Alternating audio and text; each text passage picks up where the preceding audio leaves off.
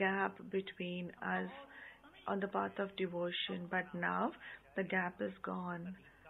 We are close, and we will have that authority. Who am I and who is mine? Just think about it. Who is the one who is supporting me? Who is the one who has held my hand? Baba has always told that whenever you call me, I will come. Baba has promised me to be with us. The whole world is looking for, and He belongs to me. In the classes, I share this experience.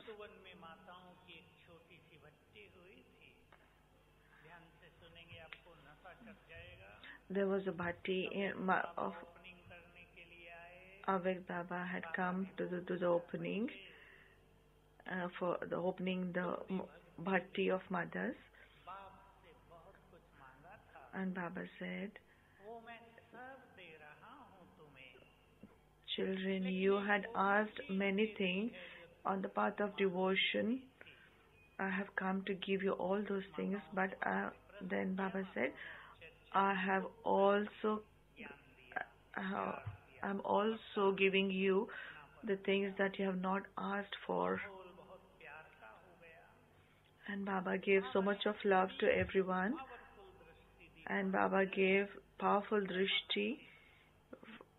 There were around 60-70 mothers, and then Baba said, and I belong to you now.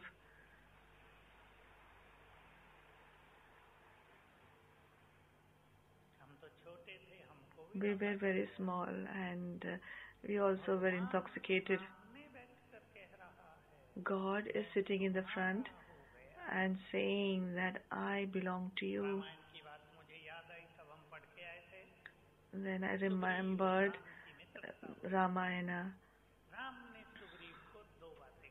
Ram had told to Sugriv,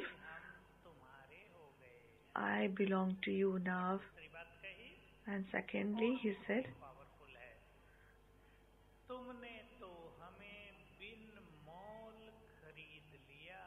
you have purchased me without any money.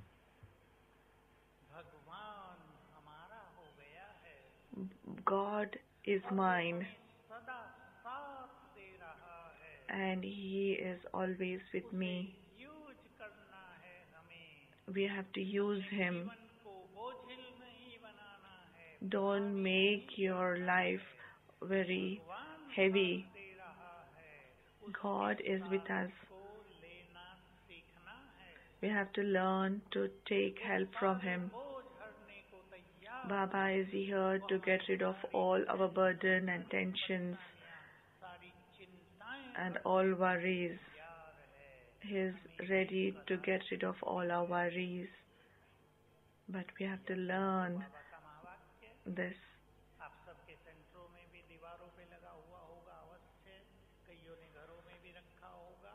This slogan you must have written on the walls. Whenever there is any problem, tell from the heart, oh my Baba, my lovely Baba, come and help me. Second line, note this down and just merge this in your mind. And Baba is also bound to help us. What else can he say? He is bound to help us.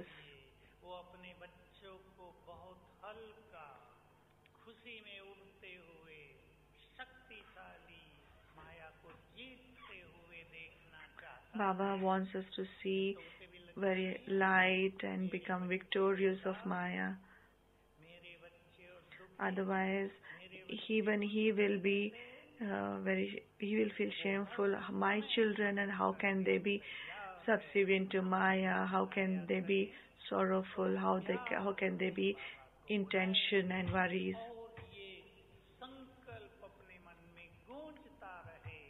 Let this thought be get repeated in your mind. Who is my companion? Who is my companion and who am I? Who am I and who is my companion? I am Shiv Shakti. I am complete with Shiv Shakti. My companion is the Almighty Authority. If I am in that consciousness, even if there's a distraction, it will become peaceful. This is a powerful stage. Always repeat this in your mind. Who am I? And who is my companion? So let's go to the subtle regions. Let us have that beautiful experience of meeting with Baba, which is our right. I am an angel.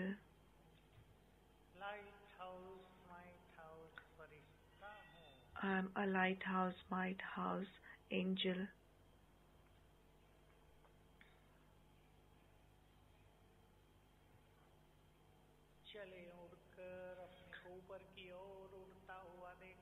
Let us fly up above, and we are going beyond the stars and the sky to the subtle regions.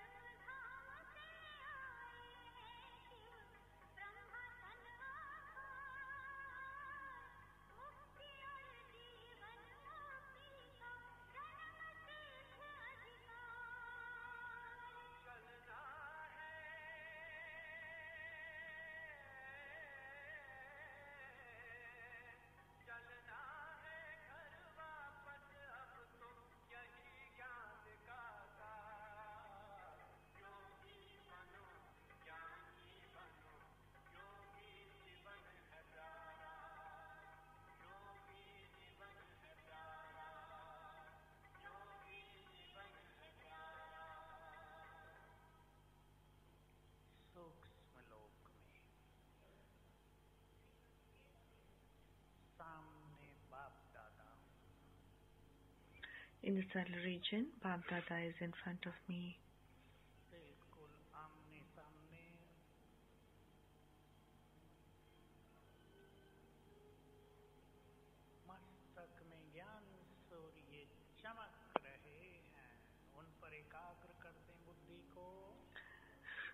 Focus your intellect on Baba, the sun of knowledge.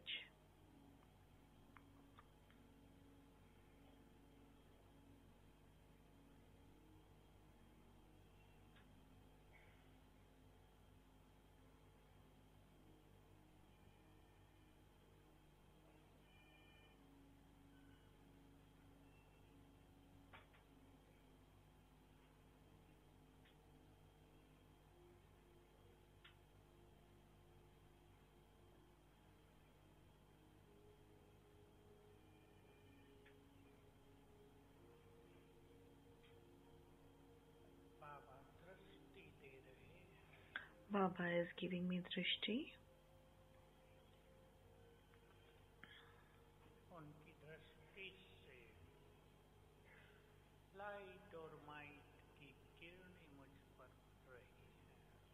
The rays of light and might are coming out from Baba's drishti.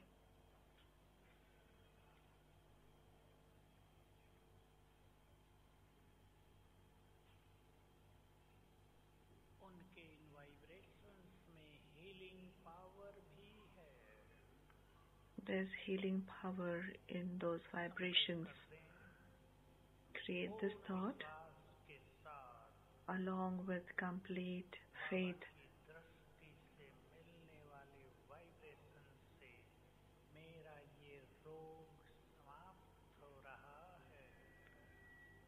With the vibrations of Baba's drishti, my disease is being destroyed,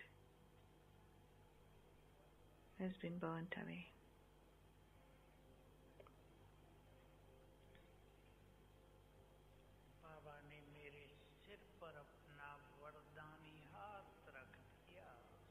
Baba has kept his hand of blessing on me.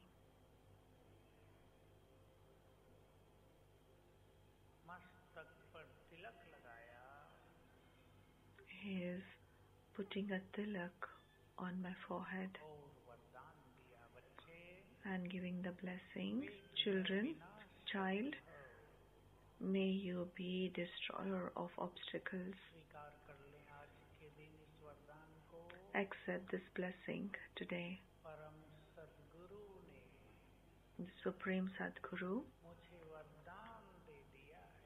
has given me this blessing. May you be destroyer of obstacles.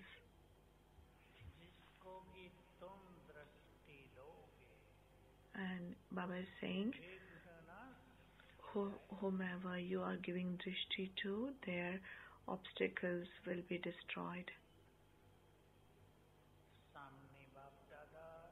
Bapdada is in front of me.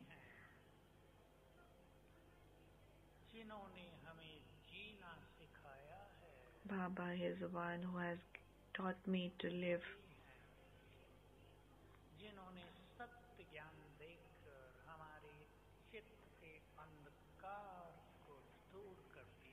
He is the one who has given me the true knowledge and destroyed the darkness of our minds. He is the Almighty Authority. He is the purifier.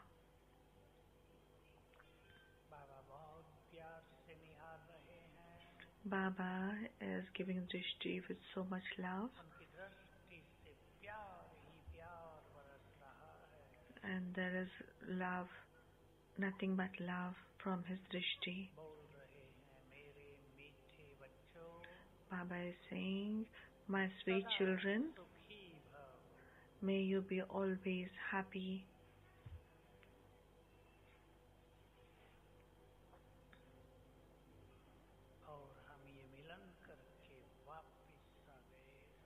And after having this meeting, we come back. Om Shanti.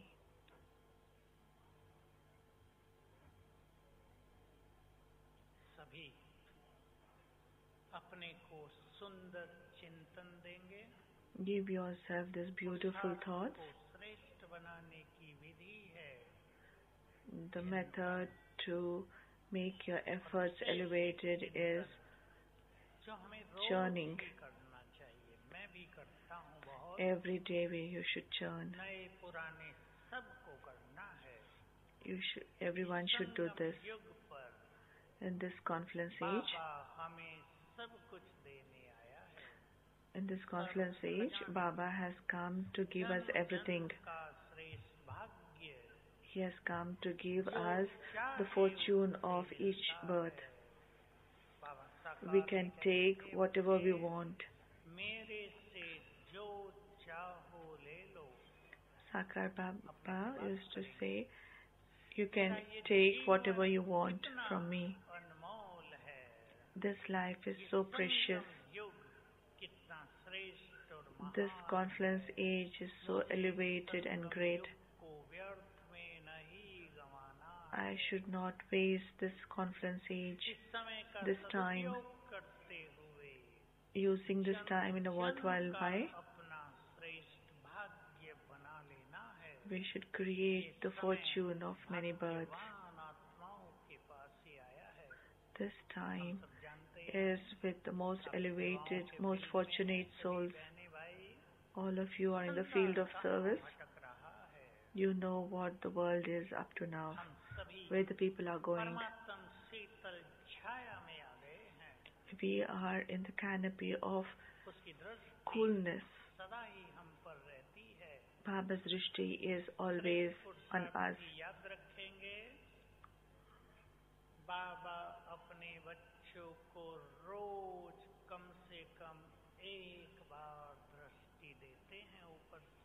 Baba gives drishti to each and everyone at least once a day. And the victorious souls,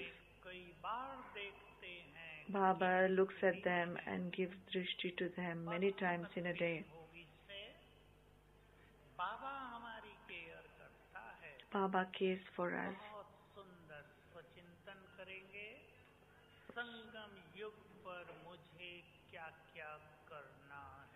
What should I do in this confluence age? What are the things that I should be doing in confluence age?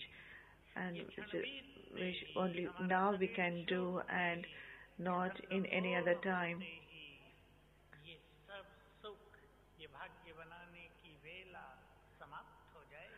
As soon as confluence age is over, this time of creating the fortune will be over. So talk to yourself.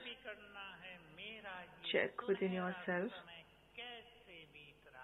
How am I spending this most auspicious time? Am I wasting it? Am I getting attracted towards the world? Or am I spending this time in spiritual experiences?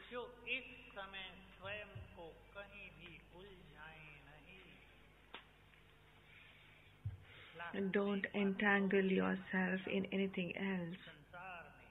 Lastly, I want to say one thing. There's a lot of fear in the world. Even Baba's children have hidden fears.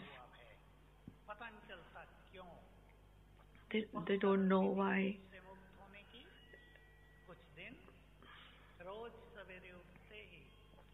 For a few days, remember 5-6 times that I am Master Almighty Authority.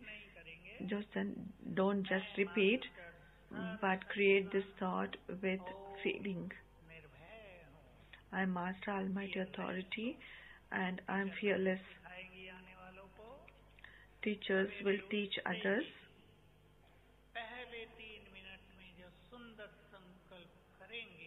As soon as you wake up, whatever you create for the first 3 minutes, that will be magical. As soon as you wake up, you visualize Baba in front of you, and Baba is saying that no one is as fortunate as you. And what will happen? Experience this.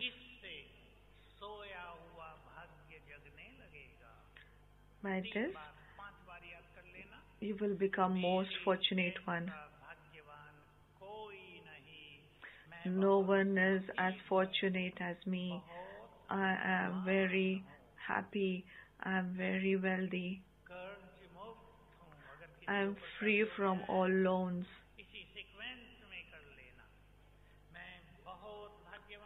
I am most fortunate. I am happy. I am very wealthy and free from all loans.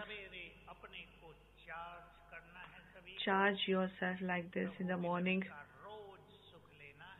and experience this happiness of meeting with Baba every day. And today, promise for yourself today. Today, Baba gives us a blessing. Baba gives us many things. Don't think that Baba will not come. Baba will be present. He gives many things to his children. Baba had praised the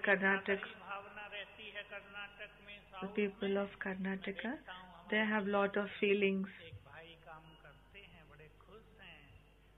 In our kitchen,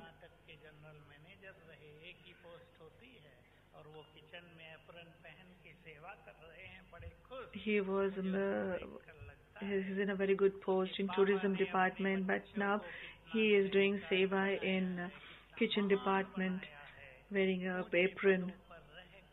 Even in spite of being in highest positions, they have become egoless and doing service of Baba. Create a thought in front of Baba. When the Murli is being played, just have the feeling that Baba is there. We know that video is being played, but the feeling is so deep. Supreme bliss, the feeling of supreme bliss and happiness.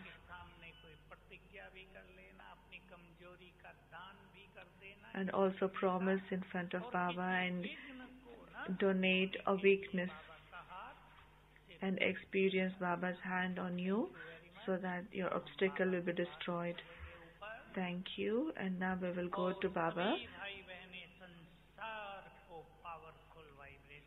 All the brothers and sisters will give powerful vibrations to the world. I am Almighty Master, Almighty Authority, and I am in Paramdham along with Almighty Authority.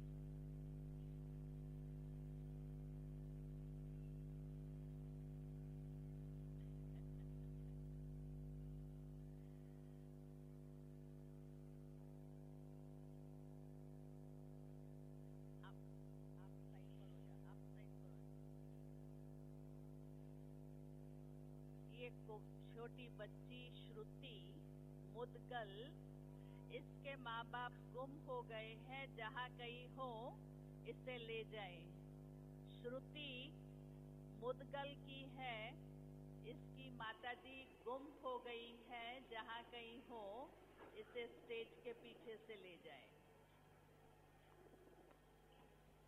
माताएं प्लीज अपने बच्चों को संभाल कर रखें। हम अभी जैसे सभी साइलेंस में बैठे थे, ऐसे ही अपनी अव्यक्त स्थिति, अपनी साइलेंस को बनाए रखें। जिन भी भाई बहनों को उठना है, कृपया बहुत साइलेंस में उठ करके बाहर जा सकते हैं। बाकी सभी भाई बहन बाबा की यादों में समाये रहें, यादों में रहें।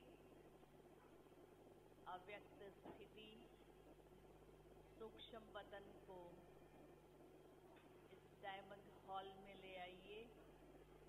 बाप दादा का आह्वान करें। दादी गुलजार भले बॉम्बे में है, लेकिन उनका मन और बुद्धि और सूक्ष्म में हम सभी के बीच है। और ऐसे ही महसूस करेंगे जैसे बाप दादा हम सभी के सन्मुख वरदानों से और शक्तियों से हम सभी को भरपूर कर रहे हैं। प्रैक्टिकल संगम की अव्यक्त स्थिति और अव्यक्त मिलन का अनुभव स्वयं की अव्यक्त स्थिति से ही है। तो बाप दादा हम सभी को अपनी अंतिम स्थिति, फरिश्ता स्थिति को प्राप्त करने की ये बहुत सुंदर प्रैक्टिस करा रहे हैं। भाई बहनों से एक बार फिर से अनुरोध करती हूँ, कृपया बहुत साइलेंस में अपने स्थान से उठें या उठ कर के खड़े होना है तो साइलेंस में रहें और हम बाबा की यादों में समाये रहेंगे। Once again, please check your frequencies. English 105, English 105, Tamil 100, Tamil 100, Kannada 106, Kannada 106, Telugu 89.5, Telugu 89.5, Malayalam 107, Malayalam 107, Hindi 103, Hindi 103। 6:15 बजे हम बाप दादा को भोग स्वीकार कराएंगे और हमारी दादियाँ और वरिष्ठ भाई भी मंच पर आसीन होंगे और 6:30 बजे हम बाप दादा के वीडियो के द्वारा महावाक्य सुनेंगे। बाबा की यादों में साइलेंस में स्वयं को स्थित करेंगे।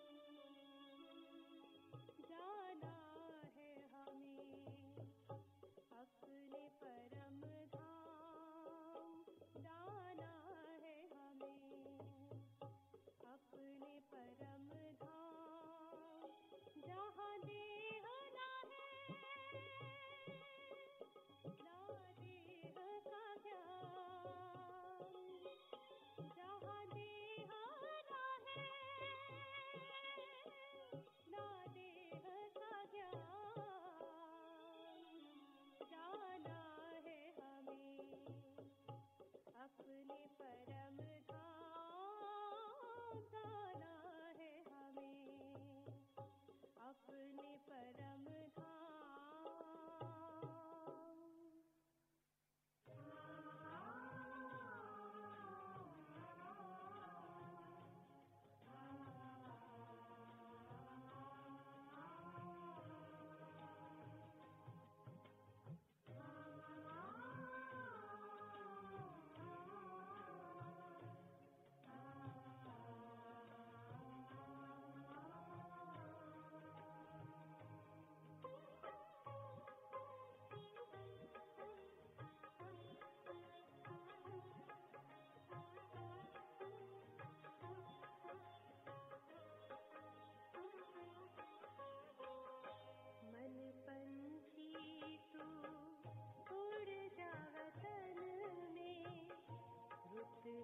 ये प्रभु मिलने की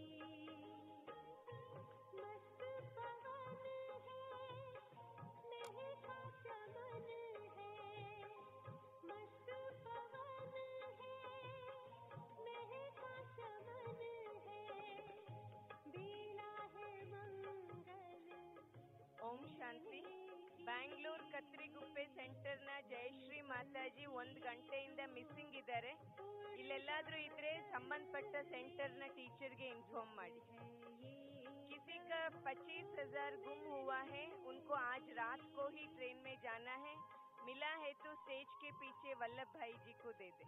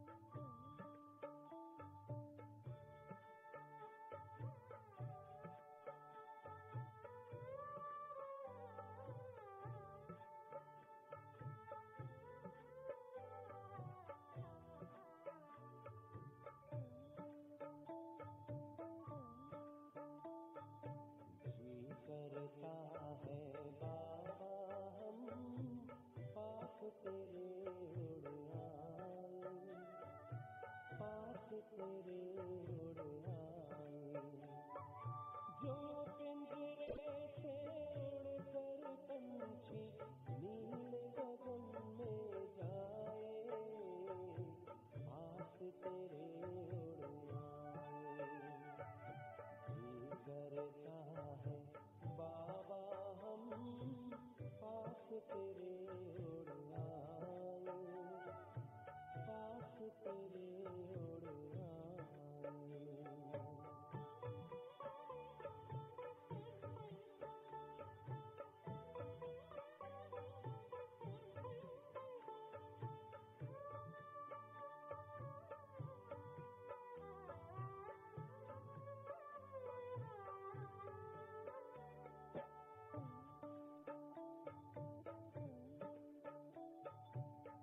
कोई शैना भाती है अब, याद घर की आती है, करे इशारा किरण तुम्हारी, जैसे हमें बुलाती है।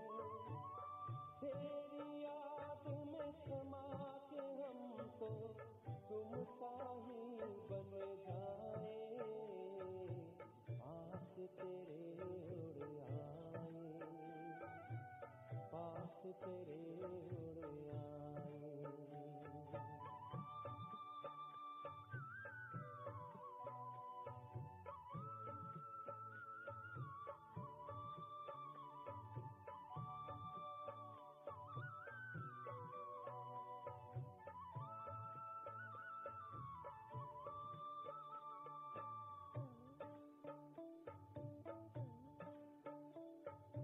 बस कुछ पल की बात है, फिर कल चलना साथ है, हाथ में हाथ तुम्हारे बाबा, प्यार की बरसात है।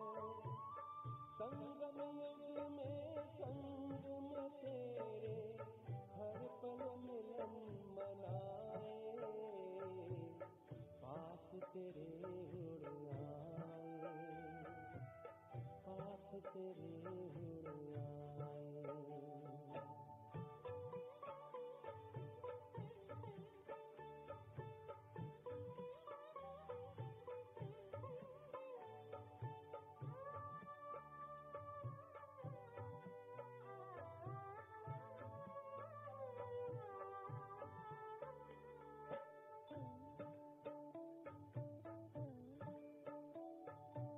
अंबर से भी पार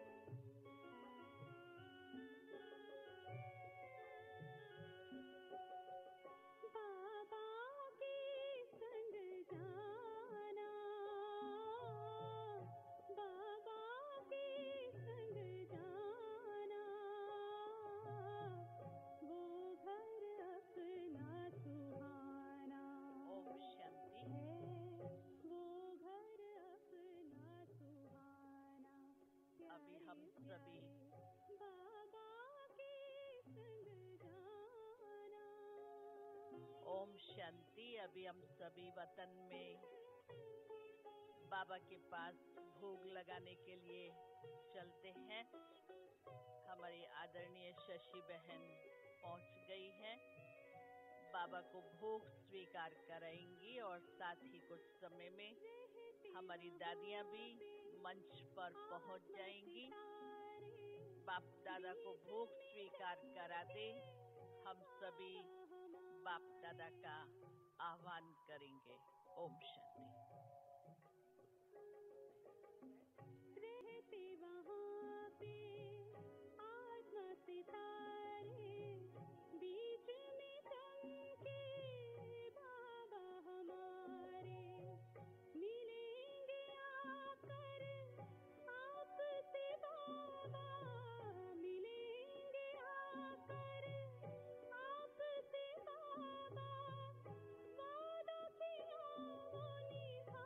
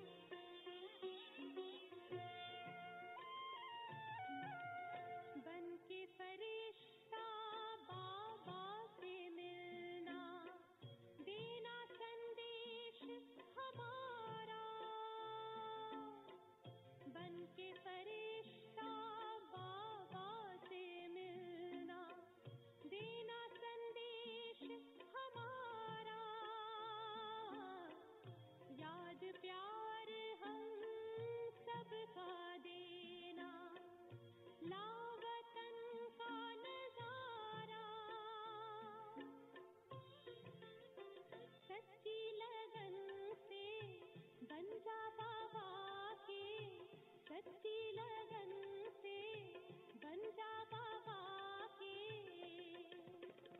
तू गले का हार, उड़ जा प्यारे वतन में, नीले अंबर के उस पार, हो नीले अंबर के उस पार, पंछी रे।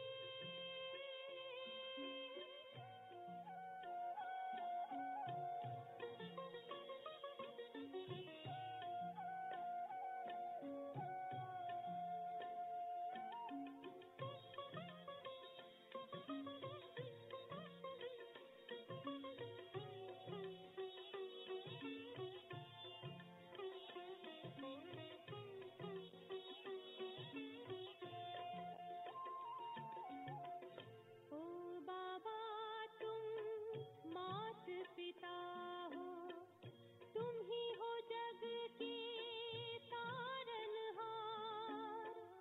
ओ बाबा तुम मात पिता हो, तुम ही हो जग के तारनहार। दुख हरता तुम सुख करता हो, गुणों के भंडार। हम सब बच्चे गाते हैं तेरी, हम सब बच्चे गाते हैं तेरी महिमा अपरंपार। उड़ जा प्यारे वतन में, नीले अंबर के उस पार, नीले अंबर के उस पार, पंछी रे। उड़ जा प्यारे वतन में, नीले अंबर के उस पार, नीले अंबर के उस पार, हो नीले अंबर के उस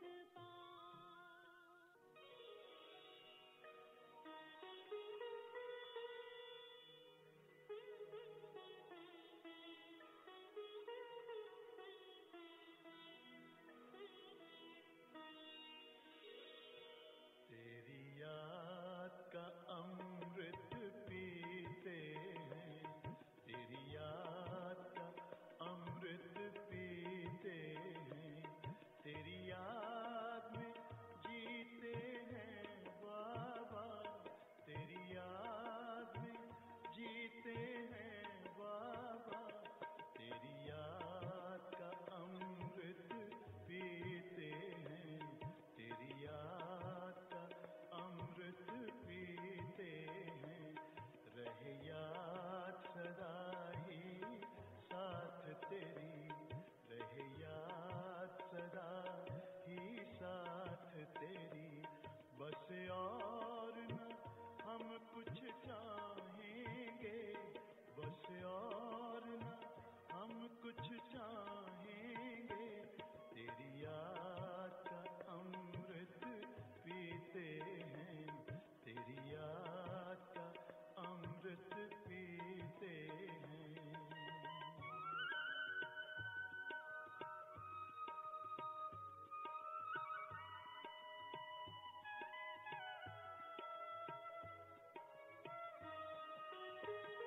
जो पल बीते तेरी यादों में, जो पल बीते तेरी यादों में, वो पल अविनाशी होते हैं, वो पल अविनाशी होते हैं। हर पल को सफल बना देंगे, हर पल को सफल बना देंगे, तेरी याद कभी ना छोड़ेंगे, तेरी याद कभी ना छोड़ेंगे, तेरी याद का अमृत पीते हैं,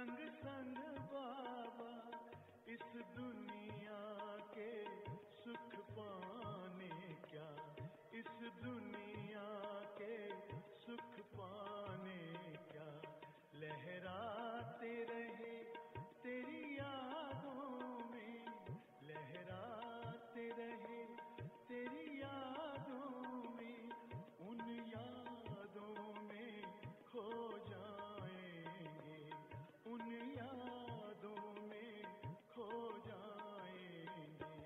तेरी याद का अमृत पीते हैं, तेरी याद का अमृत पीते हैं, तेरी याद में जीते हैं बाबा, तेरी याद में जीते हैं बाबा, तेरी याद का अमृत पीते हैं, तेरी याद का अमृत पीते हैं। रहे याद सदा ही साथ तेरी, रहे याद सदा ही साथ तेरी, बस और न हम कुछ चाहेंगे, बस और न हम कुछ चाहेंगे, तेरी याद का अमृत पीते हैं, तेरी याद का अमृत पीते हैं, तेरी याद का अमृत पीते हैं।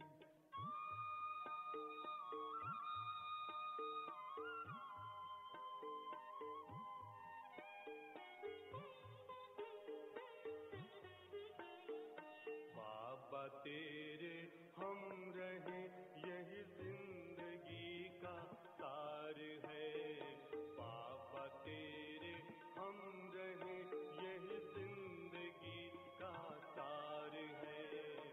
इस भरे संसार में तेरा प्यार ही आधार है, इस भरे संसार में तेरा प्यार ही आधार है, बाबा तेरे हम रहे।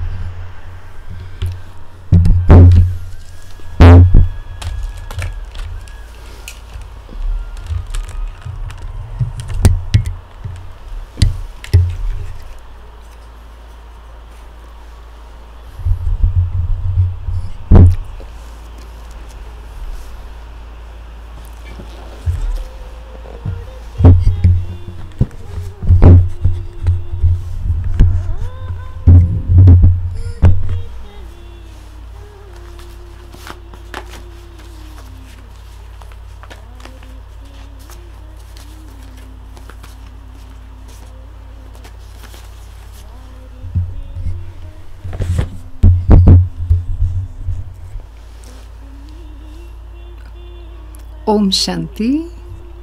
So liebe Geschwister, heute ist wieder der engelhafte Tag. Dadi Gulzar sitzt vor uns. Das ist eine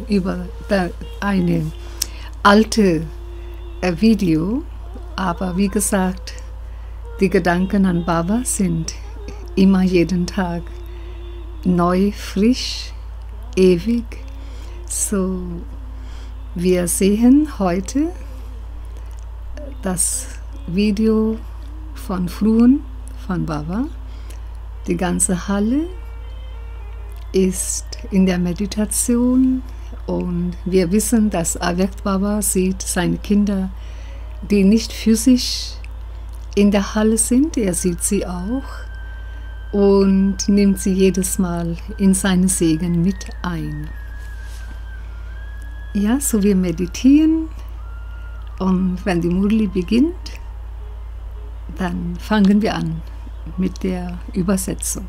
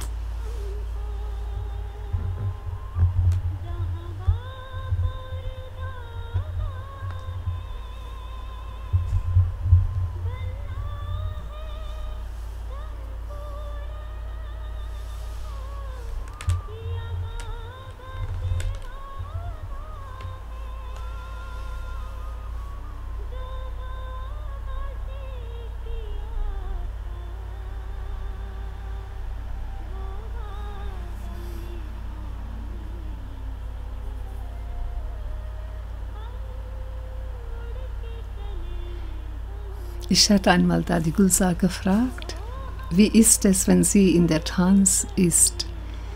Wenn sie in die subtile Welt kommt, was erlebt sie dort?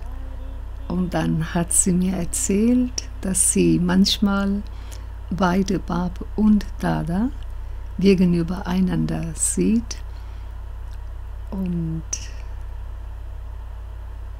ja, und dass da so ein angenehmes Licht überall weilt, wie tausende Monde zusammen. So viel Licht, sehr angenehmes Licht. So, jetzt nehmen wir Drishti von Baba.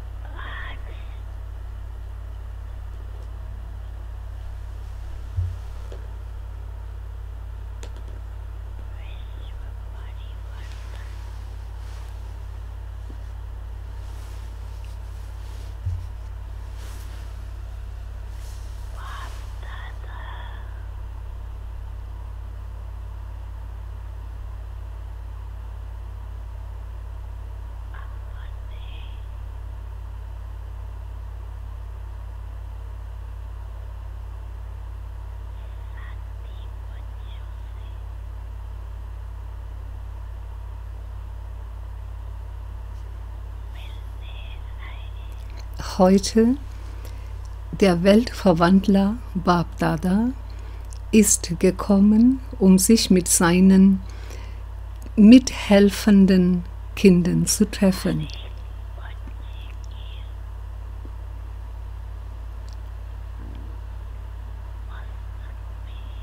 Auf der Stirn von jedem einzelnen Kind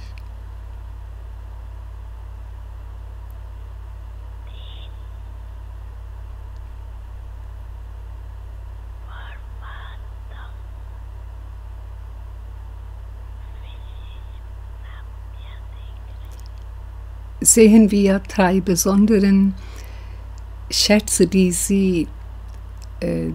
drei besonderen göttlichen Schätze, die sie erhalten haben.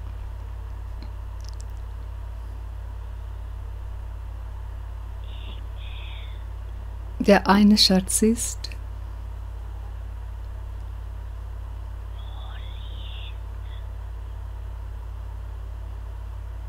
Holiest, die Heiligsten. Highest, die Höchsten.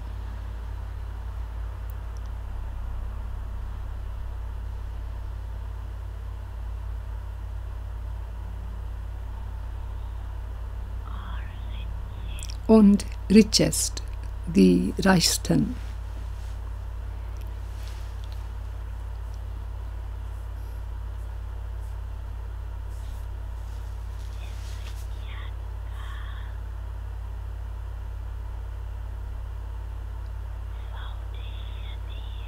Das Fundament dieses Wissens ist genau dies.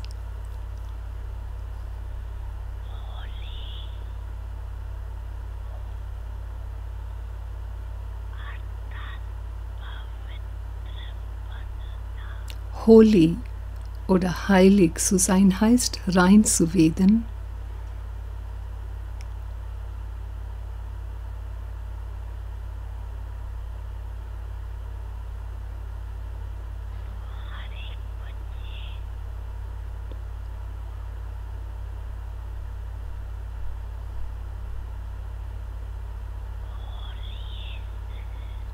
Also jedes Kind ist der Heiligste.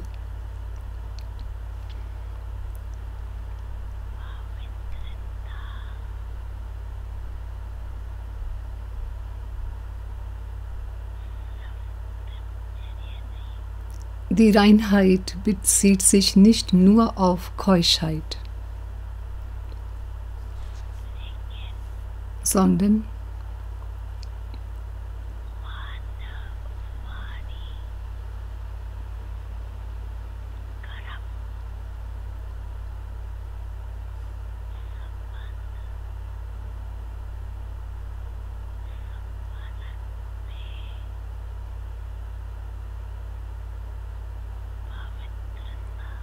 sondern die Reinheit sollte im Denken, Sprechen, Handeln, Beziehungen und in Kontakten vorhanden sein.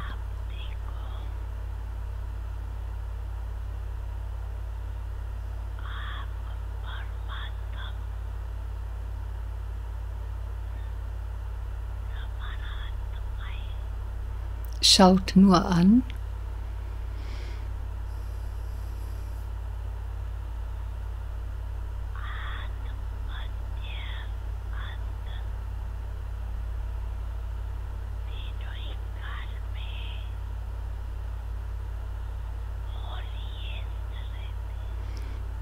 ihr, die Brahmanen-Seelen, bleibt die Heiligsten im Beginn, in der Mitte und im Ende.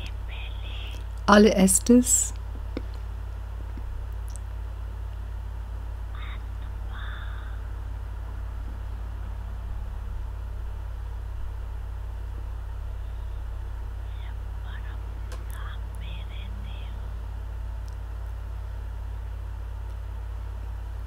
wenn ihr als Seele in Param Dham, in dem höchsten Land lebt,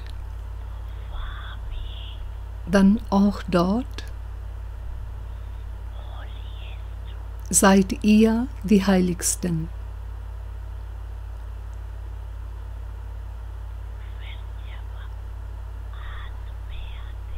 Und dann, wenn ihr in den Beginn, das heißt im Beginn der Welt, herunterkommt, dann auch in jener Anfangszeit in eurer Gottheit-Form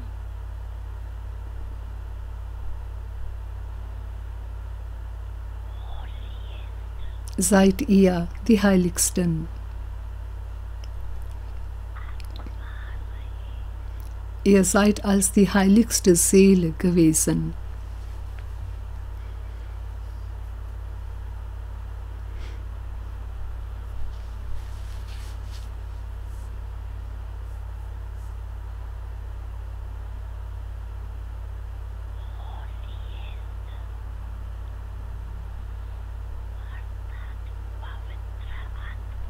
Holieste, heiligste heißt eine reine Seele.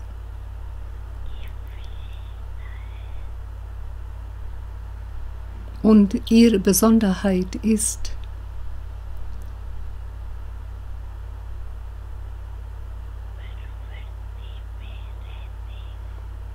dass während eine solche Person in der Welt lebt vollkommen rein.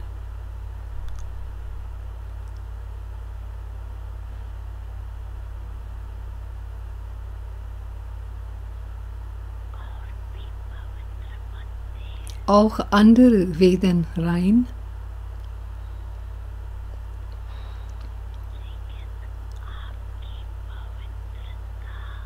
aber eure Reinheit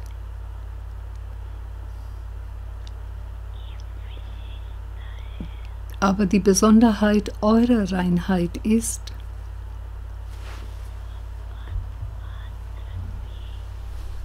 dass nicht mal im Traum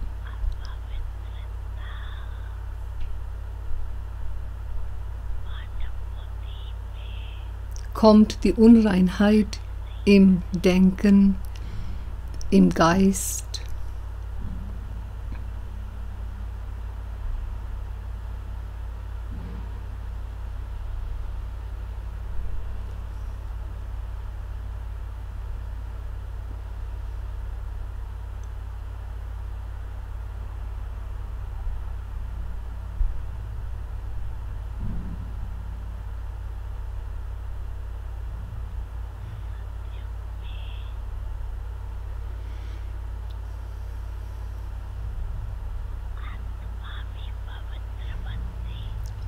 Im Satyuga, im goldenen Zeitalter, sowohl die Seele wird rein, als auch euer Körper ist rein, wird rein geschaffen. Die Seele und der Körper, die Reinheit beider,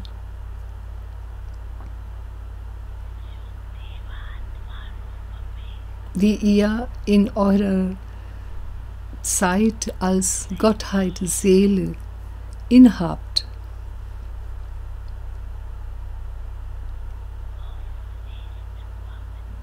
Jene ist die edle Reinheit.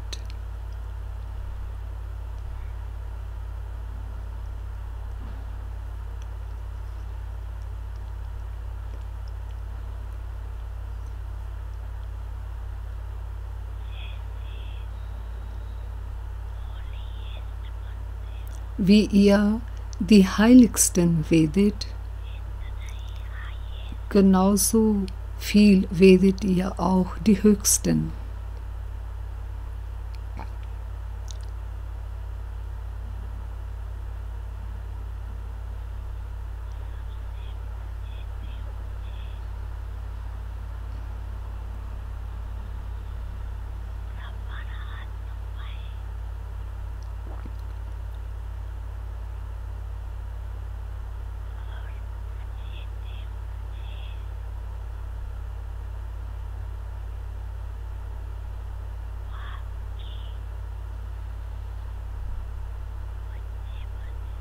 Ihr seid die allerhöchsten Brahmanen geworden, die Kinder des allerhöchsten Vaters geworden.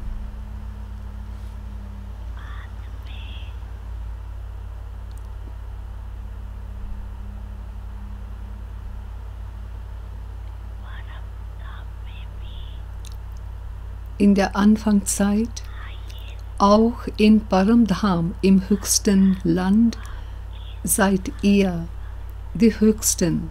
Und das bedeutet, dass ihr in der Nähe vom Vater seid oder in der Nähe vom Vater lebt.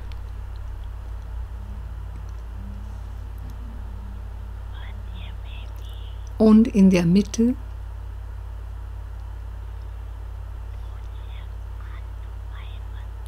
werdet ihr die verehrungswürdigen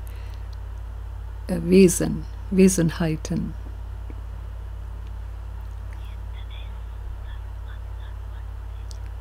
Wie schöne Tempel werden erbaut und mit wie vieler Akkuratheit werden sie verehrt.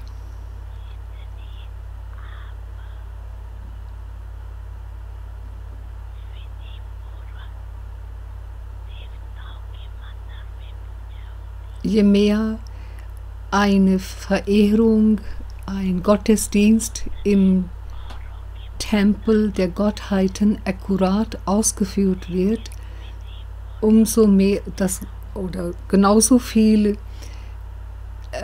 läuft die Verehrung nicht akkurat in anderen Tempeln. Eure Gottheitgestalt wird am meisten akkurat verehrt.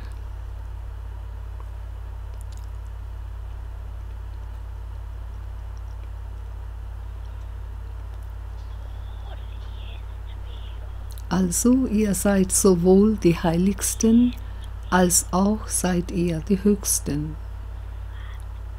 Und zusätzlich seid ihr auch die Reichsten.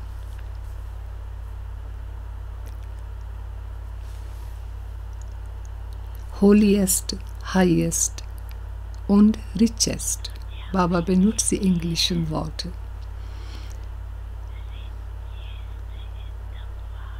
In der Welt wird auch davon gesprochen, wer der Reichste in der Welt ist. Richest in the world.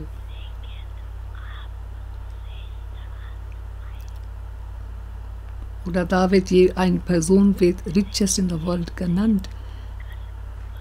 Aha, aber ihr, die Brahmanen, seid die reichsten im ganzen Kalpa. Kalpa für Kalpa bleibt ihr die reichsten. Baba hat auf Englisch gesagt, richest in Kalpa.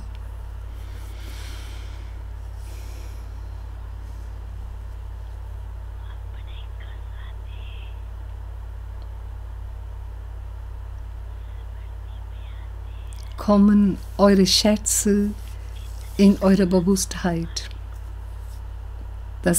Von wie vielen zahlreichen Schätzen seid ihr die Herren?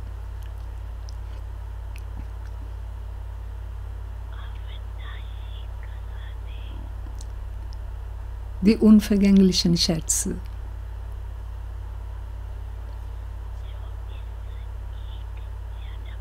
Die ihr in diesem einen Leben bekommt,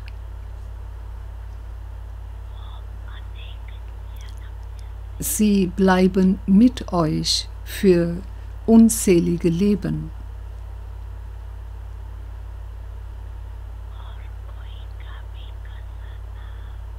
Der Schatz von keinem anderen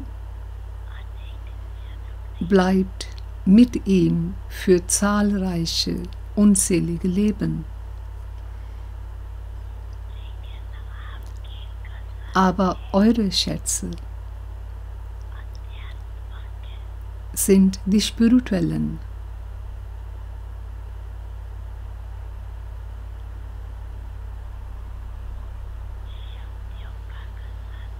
Der Schatz der Kräfte,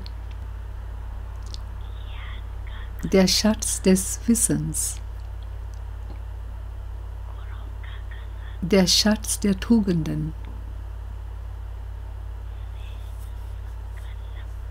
der Schatz der edlen Gedanken,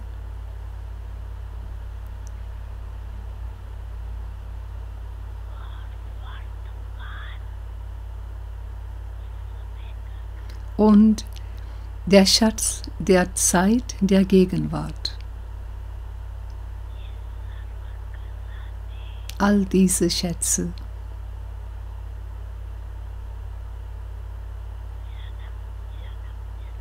bleiben mit euch Leben für Leben.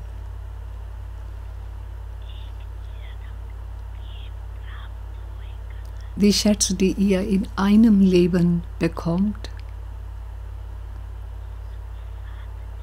sie gehen immer mit euch. Sie bleiben immer mit euch.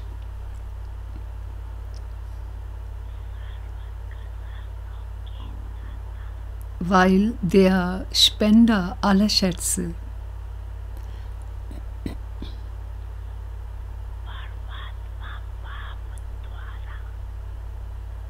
Gott, denn ihr bekommt alle Schätze von Gott, dem Vater, der der Spender der Schätze ist. Verfügt ihr über eine solche Berauschung, dass eure Schätze unvergänglich sind.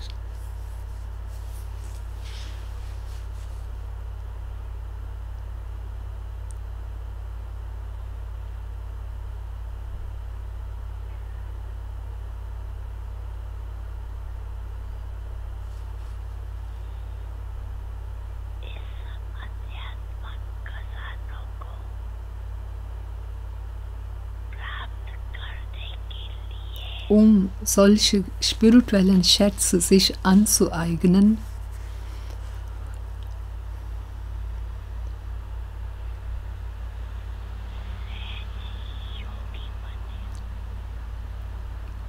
wurdet ihr zu den Sahaj-Yogis, zu den leichten Yogis.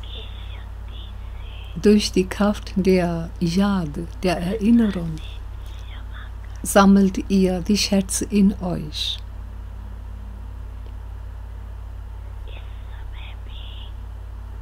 Auch in der gegenwärtigen Zeit.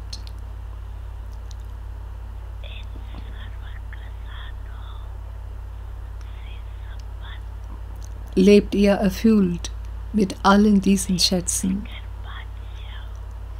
Deswegen seid ihr die sorgenfreien Könige. Habt ihr welche Sorgen? Habt ihr welche? Diese Schätze, die ihr habt, die kein Dieb kann sie stehlen, noch der Staat kann sie wegnehmen, Wasser kann sie nicht ertrinken.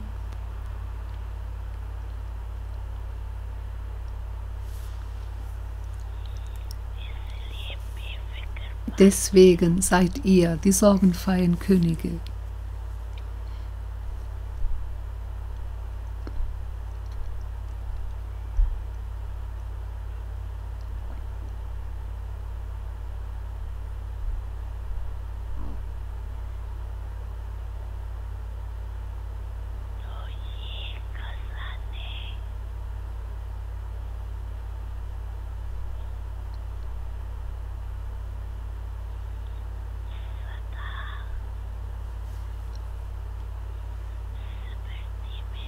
Bleiben also all diese Schätze immer euch bewusst.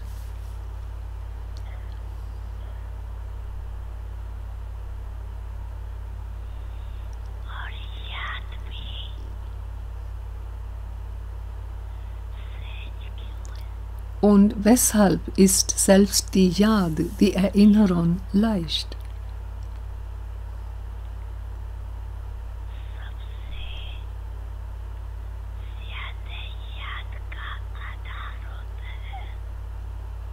Das, was als die Hauptgrundlage der Erinnerung an etwas ist, immer die Beziehung zu demjenigen und die Schätze, die Errungenschaft von jener Beziehung. Je tiefer die Beziehung zu jemandem ist, desto leichter und häufiger kommen die Gedanken von demjenigen. Man erinnert sich an denjenigen, denn man ist mit demjenigen gedanklich verbunden. Da herrscht die Liebe. Wo die Liebe herrscht, dort ist das Denken an denjenigen von selbst. Man findet es nicht schwer, sondern man findet das Vergessen schwerer.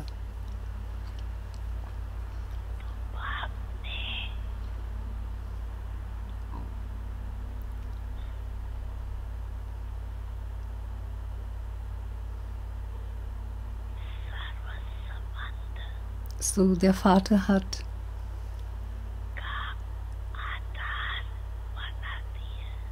ihr habt den Vater zu der Grundlage aller eurer Beziehungen gemacht.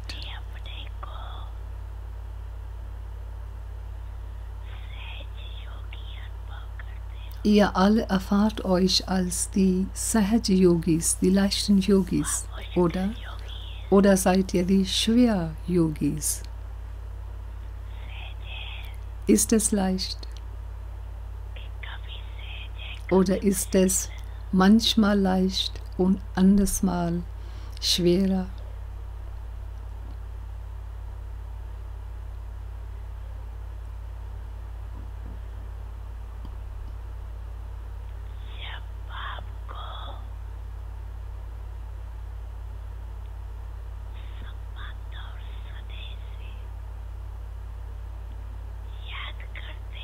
Wenn ihr euch an den Vater auf Grundlage der Beziehung und Liebe an ihn denkt, dann ist es nicht schwer, an ihn zu denken.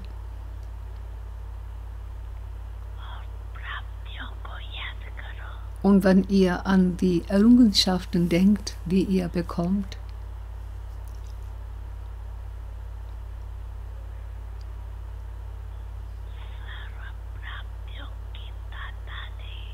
der Spender aller Schätze hat euch alle Schätze zukommen lassen.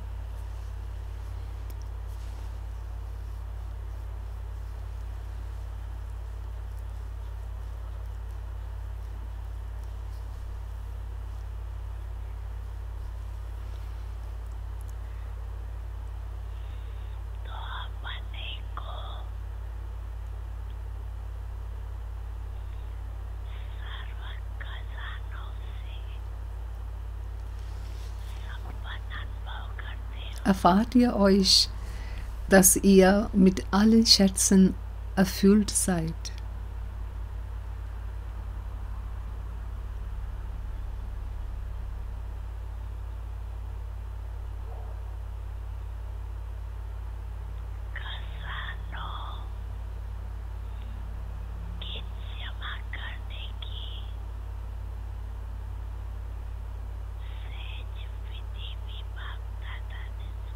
Bapdada haben euch auch die leichte Methode, wie man sich die Schätze aneignet, erzählt.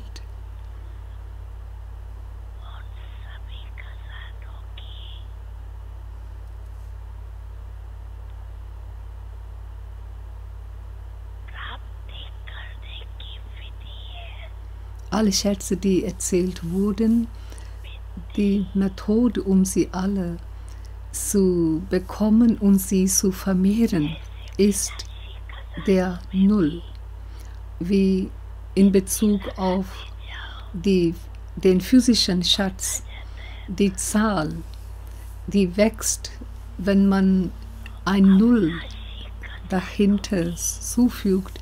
Je mehr Nulls man hinfügt, umso mehr wächst die Zahl. Und die gleiche ist auch die Methode, um die spirituellen Schätze zu vermehren. Und das heißt, den Punkt zu setzen.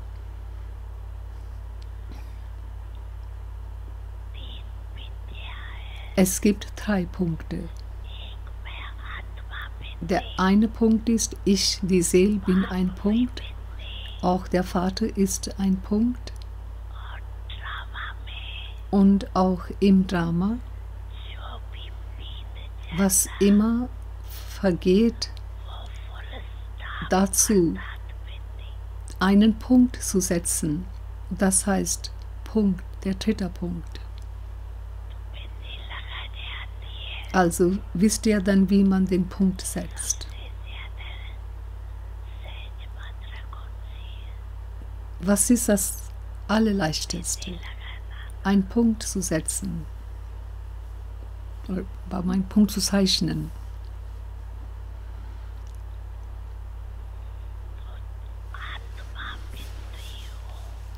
Als eine Seele seid ihr ein Punkt. Auch der Vater ist ein Punkt. Durch eine solche Bewusstheit sammelt ihr die Schätze von selbst.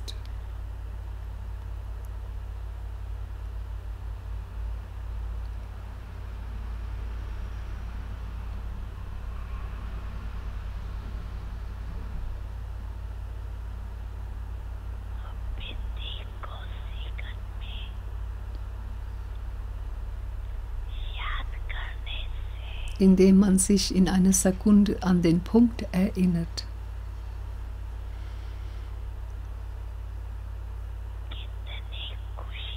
Wie sehr freut man sich dann?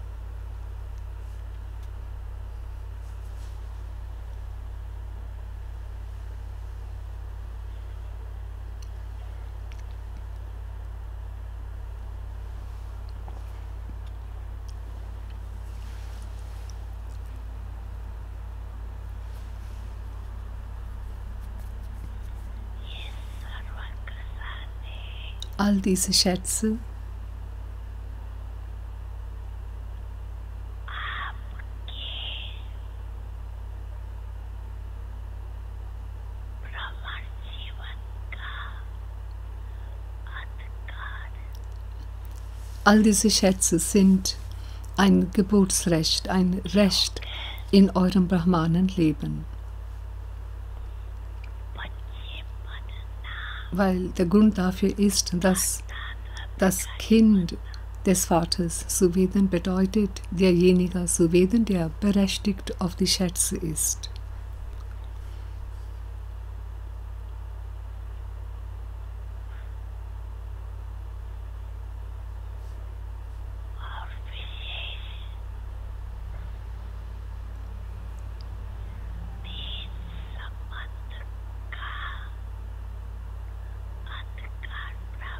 Und besonders bekommt ihr das Recht auf 3 Beziehungen.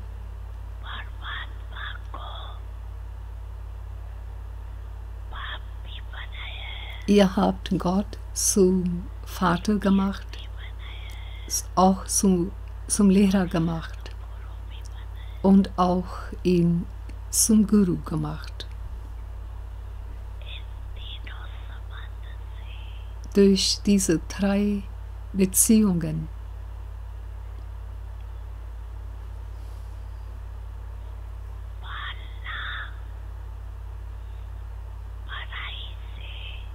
durch die Beziehung zum Vater werdet ihr großgezogen und durch den Lehrer lernt ihr, wodurch ihr verdient, und durch den Satguru bekommt ihr alle Segen.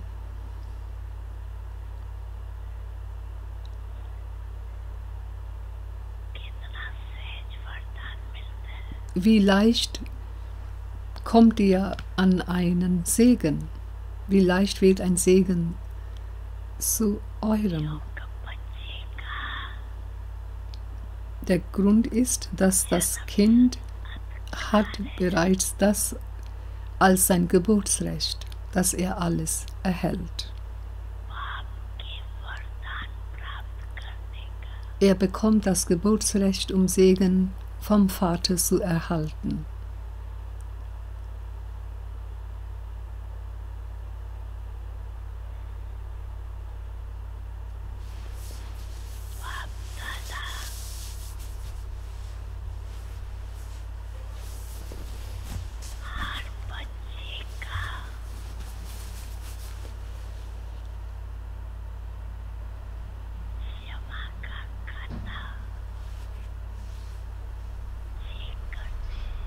Bapdada schauen, wie das Konto, wie viel das Kind angesammelt hat, wie viel von Schätzen, schauen Bapdada das an.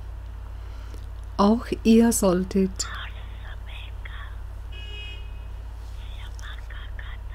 es überprüfen, wie viel ihr in einer gegebenen Zeit und das zu jeder Zeit verdient. Wie viel ihr bei euch ansammelt.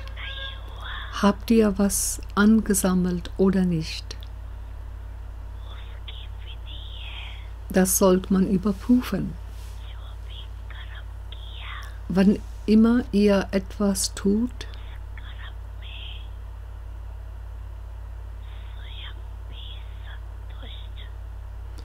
solltet sowohl ihr selbst damit zufrieden sein, als auch die Person, für die ihr die Handlung ausgeführt habt, auch die ist zufrieden. Wenn die beiden zufrieden sind, dann solltet ihr darunter verstehen, dass euer Karma, das Konto, der Gewinn durch Karma geschah. Das heißt, ihr habt Karma-Schatz zugelegt.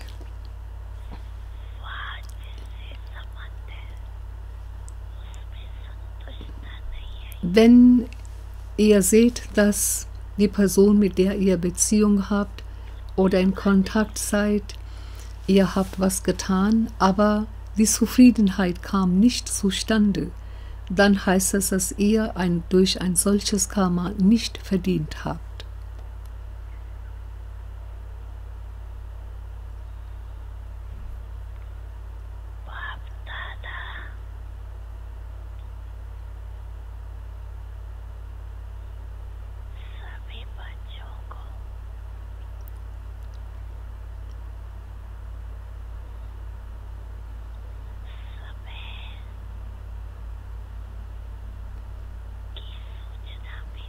Bapdada weisen die Kinder auch auf, wie spät die Zeit ist, darauf hin.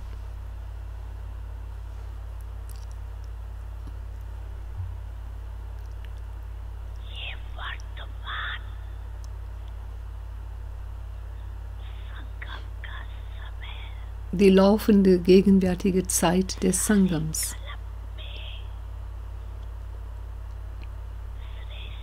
ist die alleredelste Zeit im ganzen Kalpa.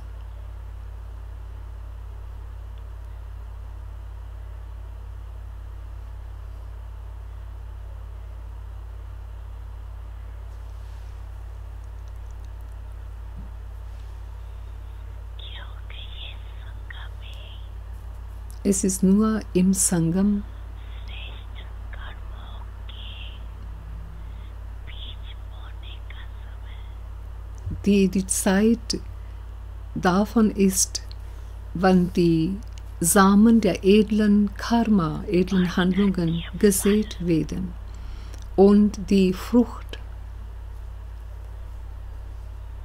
प्राप्त करने का समय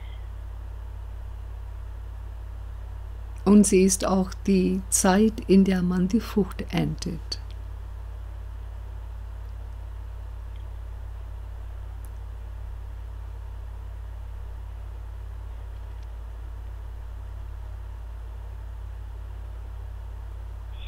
संगम समय में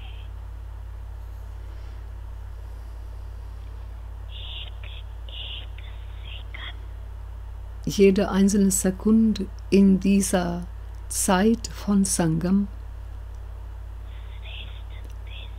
zählt als die alleredelste Zeit.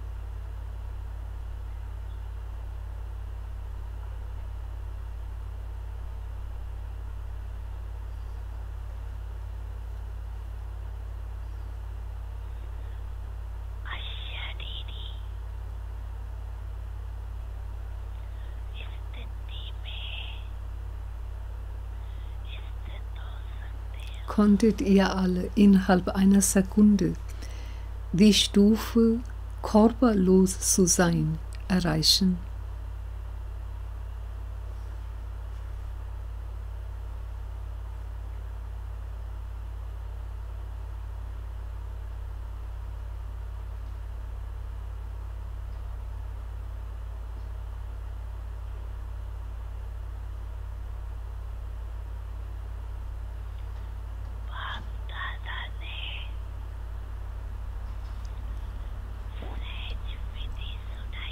Bapdada haben die leichte Methode dazu erzählt.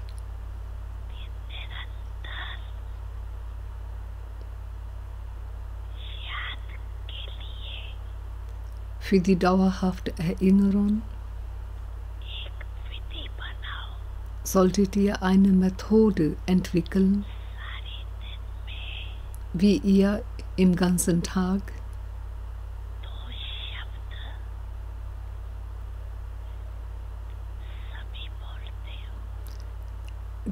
den ganzen Tag lang, ihr alle sprecht 2 Worte aus.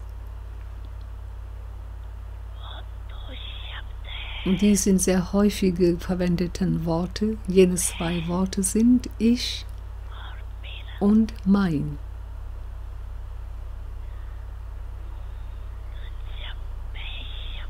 Also, wann immer ihr das Wort ich aussprecht, dann der Vater hat euch bereits eure Selbstvorstellung vermittelt, dass ich bedeutet, ich bin eine Seele. Wann immer ihr also das Wort ich aussprecht, dann denkt daran, dass ich eine Seele bin. Denkt nicht nur an das Ich allein, ich bin eine Seele. Das solltet ihr dazu fügen. Ich bin eine Seele. Ihr wisst bereits,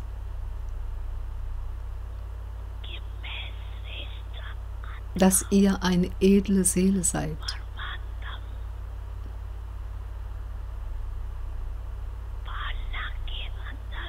Dass ihr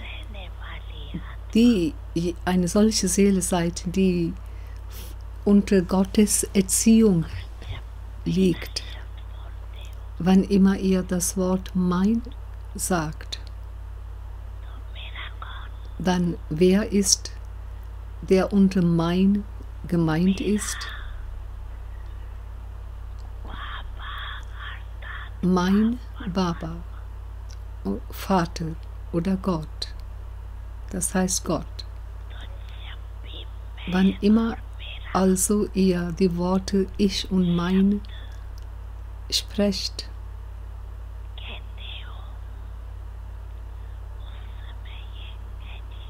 dann fügt diese weiteren Gedanken dazu, dass ich bin die Seele und mein ist Baba.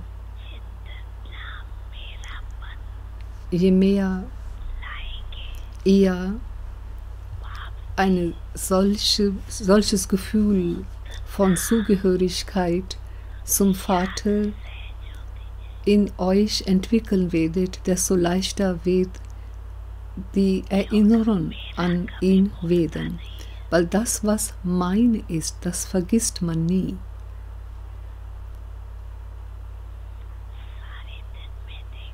Schaut im ganzen Tag, denkt man ständig nur an das, was einem gehört. Also verwendet diese Methode an. Dadurch werdet ihr ganz leicht zu einem dauerhaften Yogi werden.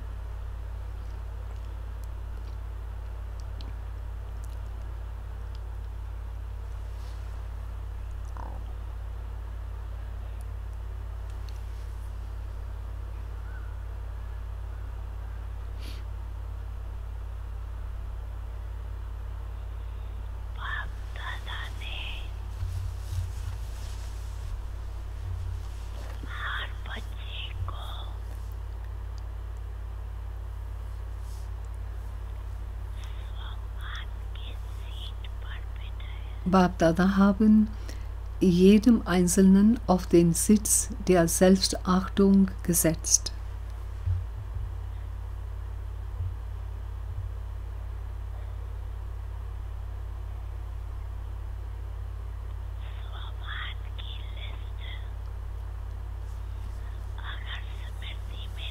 Wenn ihr die Liste der Selbstachtungen in eure Bewusstheit bringt, dann seht ihr, wie lange die Liste ist.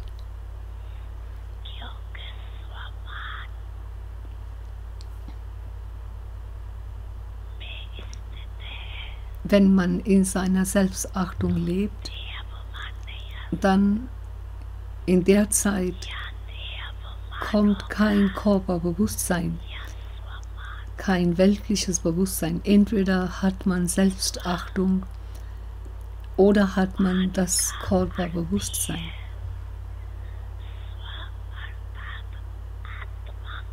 In dem Wort Swaman, was als Selbstachtung übersetzt wird, so Swaman, die Achtung von Selbst. Und was ist diese Selbst?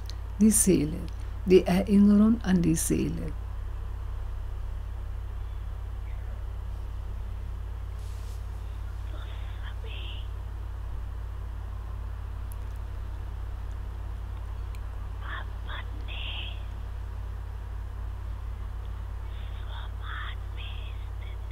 Seid ihr also alle in eurer Selbstachtung?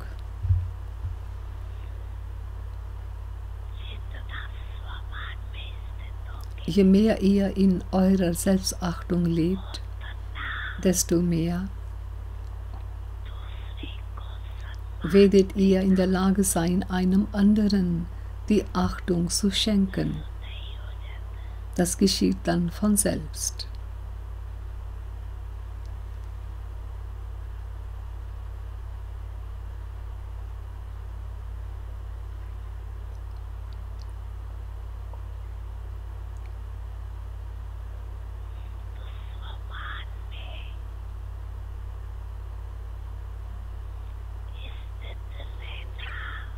also in der Selbstachtung befestigt zu sein.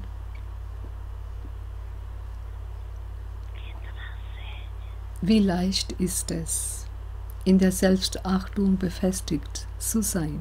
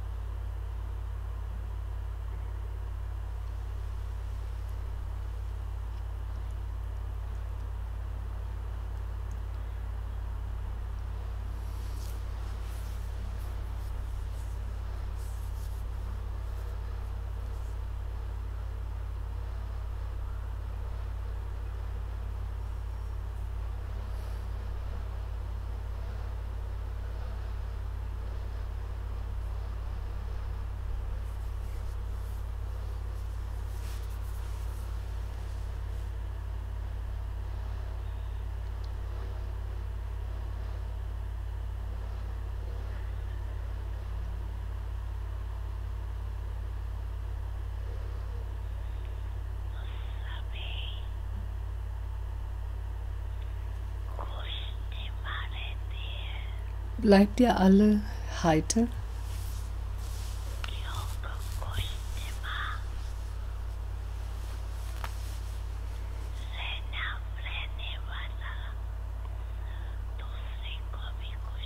Derjenige, der selbst heiter ist, kann auch eine andere Person heiter stimmen.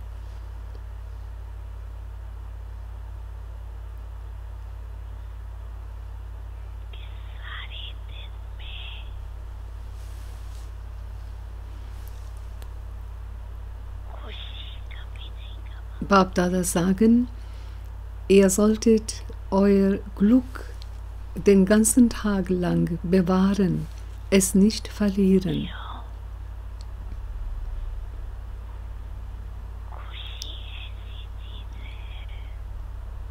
Das Glück ist eine solche Ware,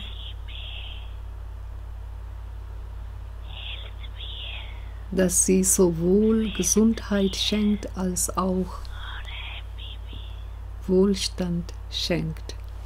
Also das ist die Gabe des Vaters, die Gesundheit, Reichtum und glücklich sein. Wenn man nicht glücklich ist, dann ist das Leben fade.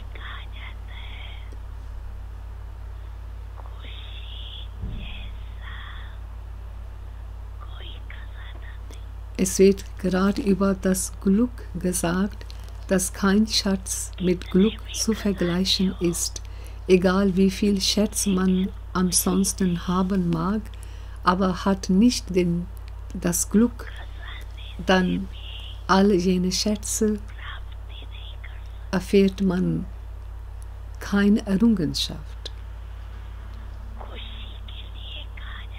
Für das Glück wird gesagt, kein Lebensmittel ist gesünder als das Glück. Ist vergleichbar mit Glück. Also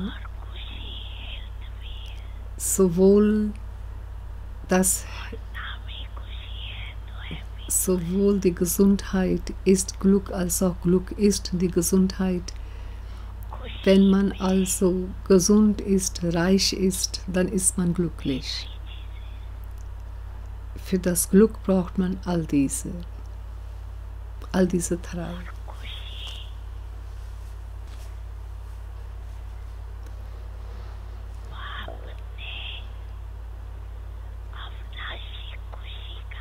Und der Vater hat einen ewigen, unvergänglichen Schatz des Glücks gegeben.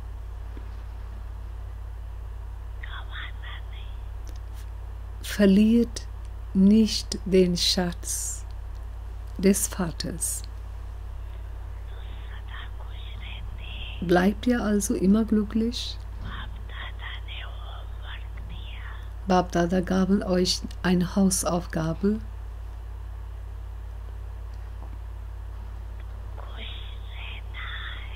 dass ihr glücklich bleiben solltet und Glück weiter verteilen solltet. Denn Glück ist eine solche Sache, dass je mehr man sie ausgibt, desto mehr nimmt sie zu. Ihr konntet die Erfahrung davon machen. Ihr habt sowas erfahren, nicht wahr? Wenn ihr das Glück verteilt, dann, bevor ihr es verteilt, empfindet ihr, dass es bei euch mehr zugenommen hat. Bevor ihr jemanden anderen glücklich stimmt, werdet ihr zuerst selber glücklicher.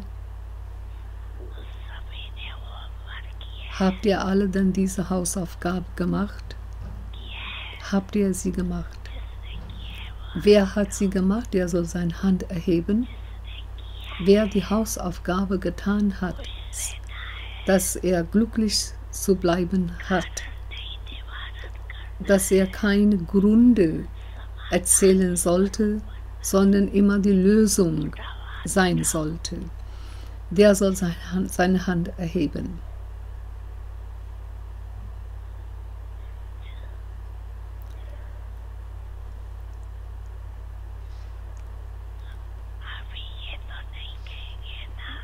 Jetzt werdet ihr doch nicht sagen, dass weil dies geschah oder jenes geschah,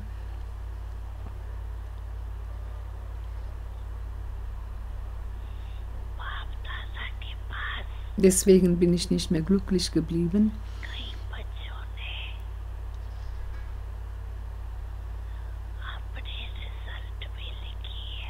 Manche Kinder haben ihr Resultat dem Vater überreicht. Zu welchem Prozentsatz sind sie okay geblieben? Das haben sie Bapdada als deren Resultat überreicht.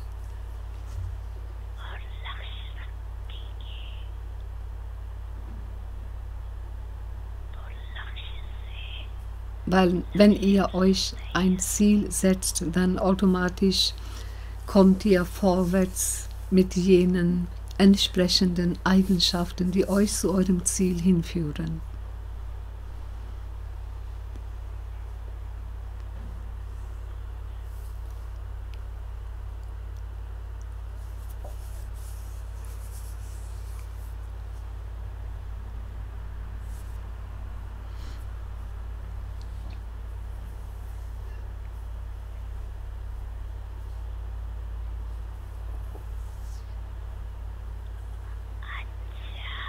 Acha.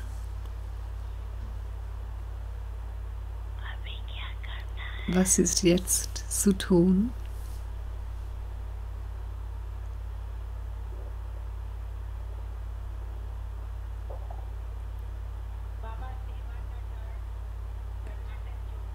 So, jetzt da im Hintergrund spricht Munni Behen und sie sagt, dass Karnatak Sohn jetzt dieses Mal an der Reihe ist, den Dienst auszuführen. In Madhuban, Sevakatarn, die an der Reihe sind, den Dienst zu tun, die aus Karnatak sind. So, sie stehen auf. Aber sagt, es ist gut.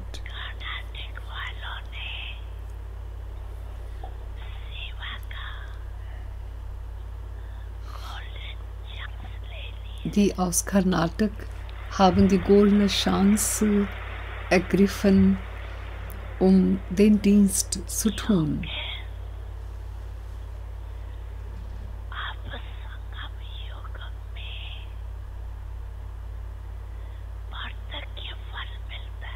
Weil jetzt in Sangam Yuga bekommt man die Frucht gleich für seine Tat. Man sammelt die Frucht auch für die Zukunft, aber bekommt sie auch in der Gegenwart. Und die Frucht der edlen Handlungen der Gegenwart ist das Glücklichsein. Je mehr Tage ihr den Dienst ausgeführt habt, umso mehr habt ihr die sofortige Frucht in euch in Form von Glück erlebt. Bekam ihr Glück dadurch? Erhebt dann eure Hand, wenn das Dienen euch glücklich gemacht hat. Kam die Maya auch? Kam die Maya? Nee, kam sie nicht. Derjenige, der sagt, nein, die Maya kam zu ihm nicht, der soll die Hand hochheben. Und die Pandavas, kam die Maya zu euch? Ein wenig doch? Okay.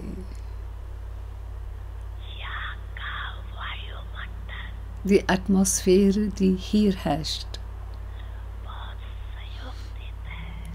die hilft einem sehr.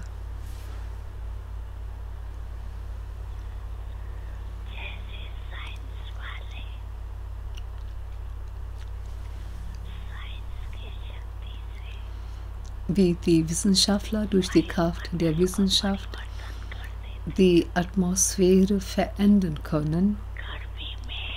In der Zeit von Sommer können sie den Raum abkühlen. Sie schaffen Kühle inmitten von Sommer und im Winter schaffen sie Wärme. Und dann die Kraft der Stille.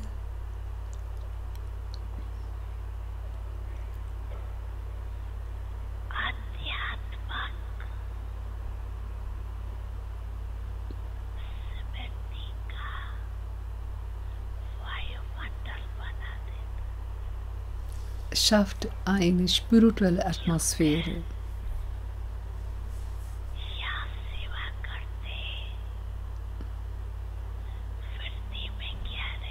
Währenddessen ihr einen Dienst ausführt, was pflegt ihr in eurem Bewusstsein? Ihr denkt an den Vater, an den Yajna. Die gute Tat, die man gegenüber einem Yajna ausführt, ist immer sehr groß. Ihr seid also hierher gekommen, um den Dienst in den unvergänglichen Yajna auszuführen. Dieses Bewusstsein, wenn ihr in euch pflegt, dadurch verdient ihr sehr. Dadurch wird auch eine großartige Atmosphäre geschaffen.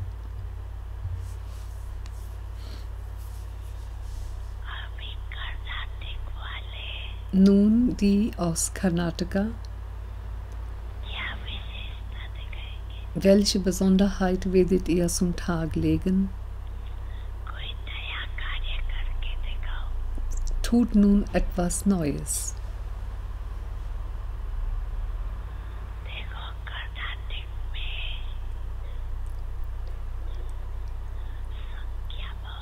Schaut, in Karnataka ist die Zahl groß. Das heißt, die Zahl der Brahmanen ist groß. Und auch das Gebiet, Dienstgebiet ist sehr groß.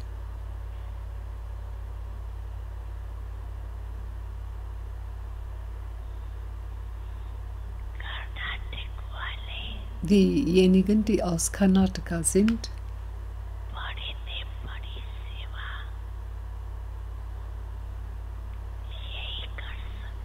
konntet ihr, die aus Karnataka, den allergrößten Dienst tun,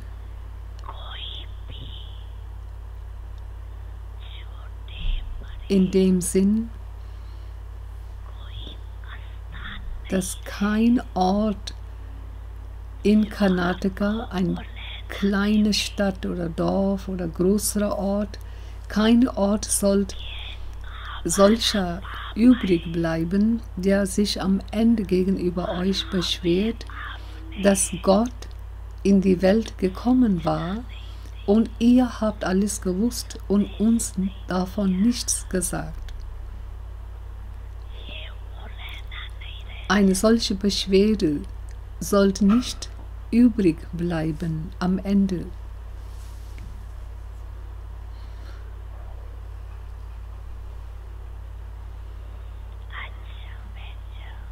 Gut, jetzt konntet ihr euch hinsetzen.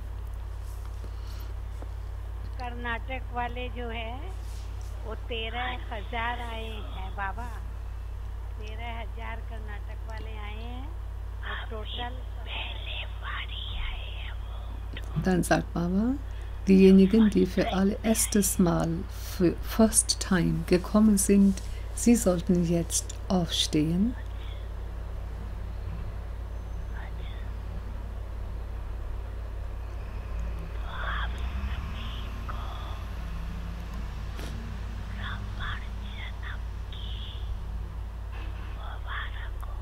Euch allen Glückwünsche für die Brahman-Geburt.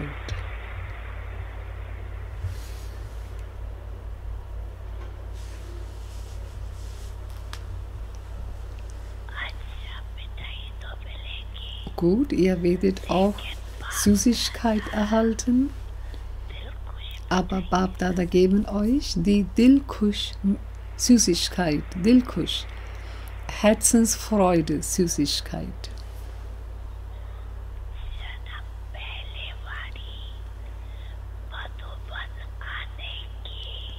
Dafür, dass ihr für allererstes Mal nach Madhuban gekommen seid, dann und hier habt ihr Dilkush Süßigkeit, ein glückliches Herz Süßigkeit bekommen habt, behaltet dies immer in eurem Bewusstsein.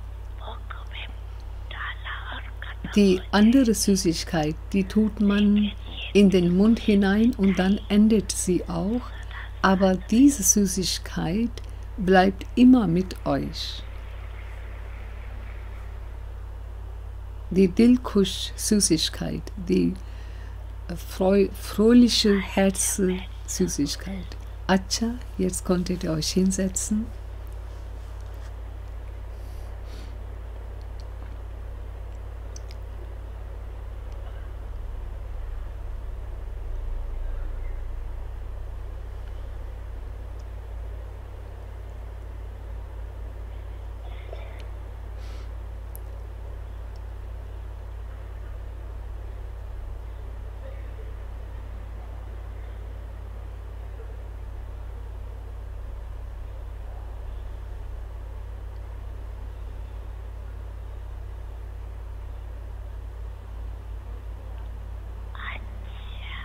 Acha.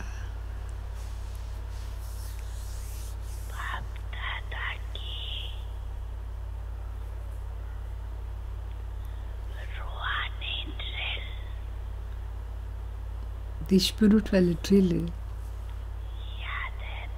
die Bapdada gelehrt haben, daran erinnert ihr euch noch, oder?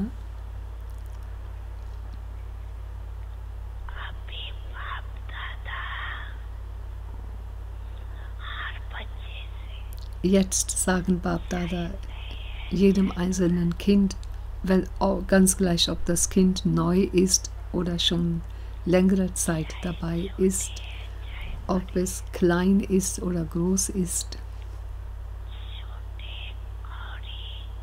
Diejenigen, die klein sind, sie werden umso schneller dem Vater gleich.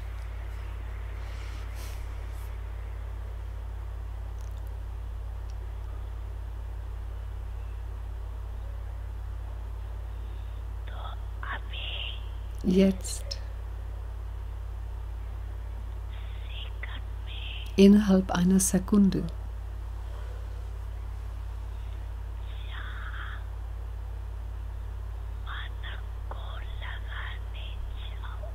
solltet ihr in der Lage sein, euren Geist dorthin zu lenken, wo ihr möchtet.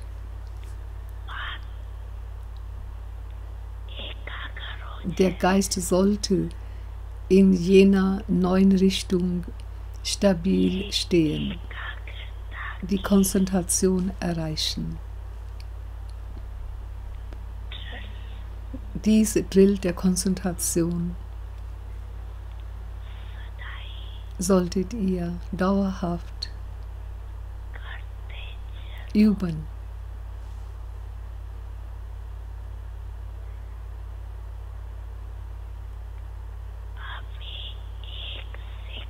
Jetzt in einer Sekunde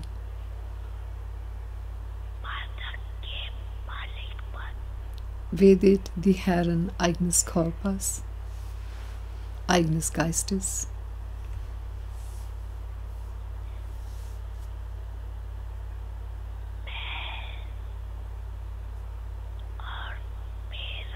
ich und mein. Der Vater ist meine Welt. Und es gibt keinen zweiten oder keinen dritten. Eine solche Konzentration sollte in eurem Geist leben. Seid befestigt in einer solchen Konzentration, dass der Vater allein meine ganze Welt ist.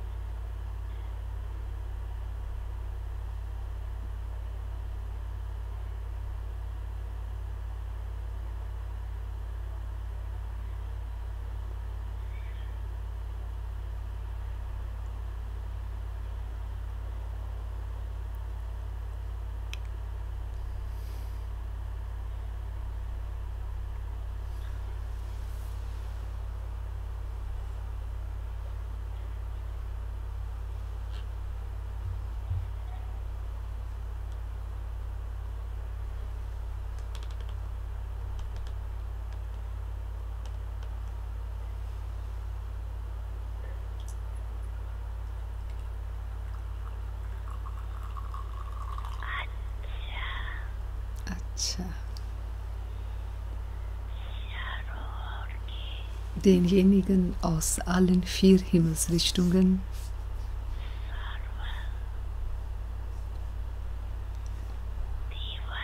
allen, die beschleunigten Purusharat, die Kinder, die beschleunigten Anstrengungen an sich unternehmen, solchen, die immer in Begeisterung mit den Flügeln des Mutes und der Begeisterung in der fliegenden Stufe bleiben, die Erfahrung davon haben, solchen Kindern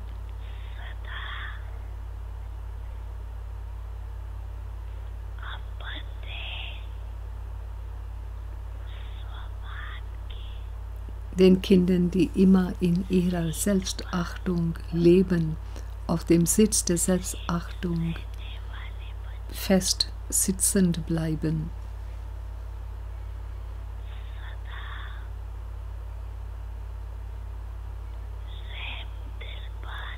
Denen, die immer barmherzig sind und dadurch den Seelen der Welt durch ihre Kraft des Geistes irgendetwas eine Handvoll von Glück und Frieden, eine solche Gabe immer geben, solchen barmherzigen Kindern,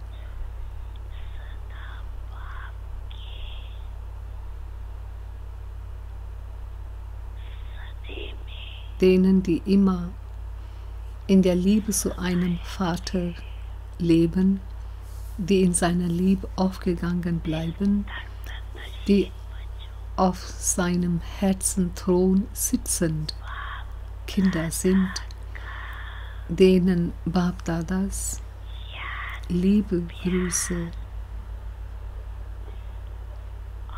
und Namaste. प्यारे बाप दादा ने हम सबको खुशी जैसी खुराक, साइलेंस की शक्ति और अपने स्वरूप में रहने का बहुत ही सुंदर अभ्यास भी कराया। Das ist eine wunderbare Übertragung von Babas Video. प्यारे बाप दादा की तरह हम सबको सदा खुशियों में उड़ाती रहती हैं, खुद भी खुश रहती, और बाबा ने तो हम सबको उसी स्वरूप में टिकने के लिए अभ्यास भी कराया। अब इसके बाद हम सुनेंगे आदरणीय दादी जानकी जी से। सभी भाई बहनें बैठे रहेंगे क्योंकि उसके बाद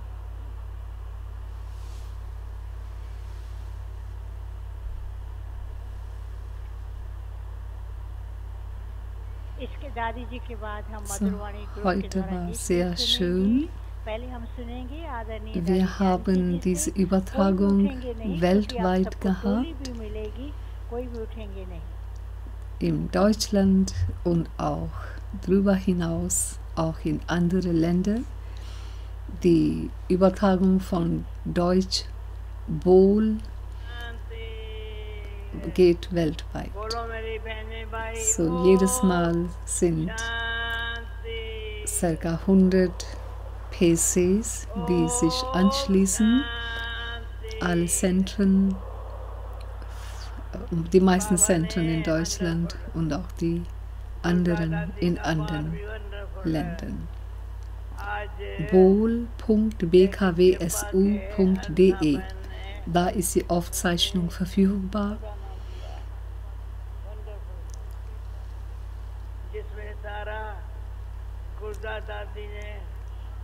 So, die Aufzeichnung von heute kann man da wieder abrufen, bol.bkwsu.de. So, Dadi Janki ist am Sprechen. Sie sagte, Baba hat sehr tollen Gedanken gegenüber uns Kindern. Heute hat Baba gesagt, so viel uns erzählt. Alles ist wunderbar.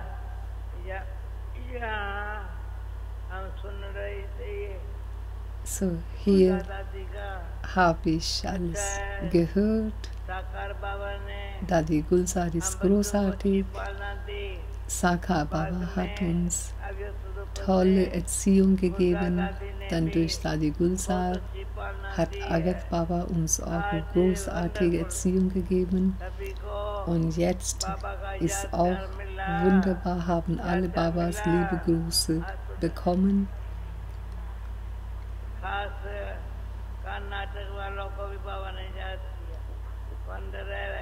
So, es ist großartig, es ist sehr gut. Es ist toll, dass wir hier, Dadi Gulzar und wir sitzen hier vorne. So, wir haben alles mitgelesen. Das heißt, was immer Baba auf Video sagte, das hat jemand gleich getippt auf Hindi und erschien vor einem Bildschirm vor alle Dadis, die auf der Bühne sitzen. So, sie haben alles mitgelesen. So, was tun wir alle Kinder? Was immer Baba befehlt, Das life tun में आ wir जाता है। automatisch. Automatisch kommt das in unser Leben. और सभी बहनें मुन्नी बहन बैठे wonderful So, शांति das हमारा ist, wo निर्भय man भाई die भी आ deutsche गया Wohlseite देखा erreicht. कितना वंडरफुल निर्भय भाई अभी आप भी Ihr konntet पापा को बताओ jedem, den ihr denkt, hat तो निर्भय भाई को Liebe und Verständnis von Murli und würde gerne die deutsche Übertragung hören, den konntet ihr den Link zukommen lassen. टोली बांटने वाले टोली बांटना आरंभ करेंगे और हमारे बीच में मधुरवाणी ग्रुप पहुंचा है। बहुत सुंदर गीत प्रस्तुत करने जा रहे हैं। गीत के बोल हैं, प्रभु से मिलन मनाते हैं कितने खजाने पाते हैं, प्रभु से मिलन मनाते हैं कितने खजाने पाते हैं। सभी भाई बहने बैठे रहेंगे क्योंकि इसके बाद So, jetzt kommt eine group के Ansage, गीत के बाद dass bald आदरणीय भ्राता die निर्भय जी से भी Sängergruppe, सुनेंगे। die फिर बाद में Madhuban रतन दादी offizielle ब्रिजमोहन भाई जी से भी सुनेंगे। Sängergruppe कोई उठेंगे नहीं। wird टोली jetzt बांटने ein वाले Lied हॉल में singen. बैठे हुए सभी भाई बहनों को टोली देना आरंभ करेंगे और सब अपने अपने स्थान पर बैठ जाएं। अभी मधुरवाणी ग्रुप प्रस्तुत कर रहा है प्यारे बाबा के स्नेह में एक बहुत सुंदर गीत, प्रभु से मिलन मनाते हैं कितने खजाने पाते हैं।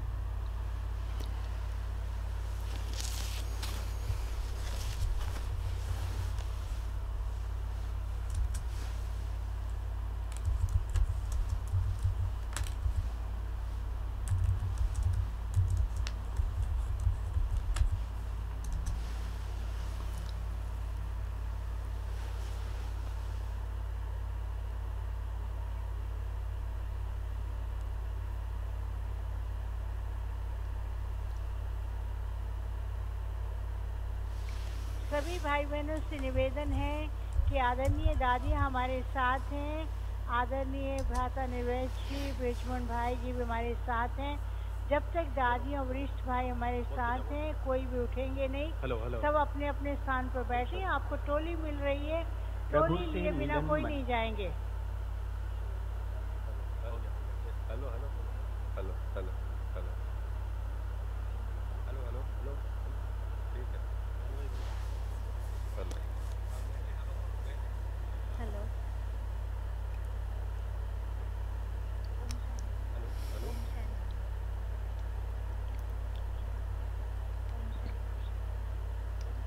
Hello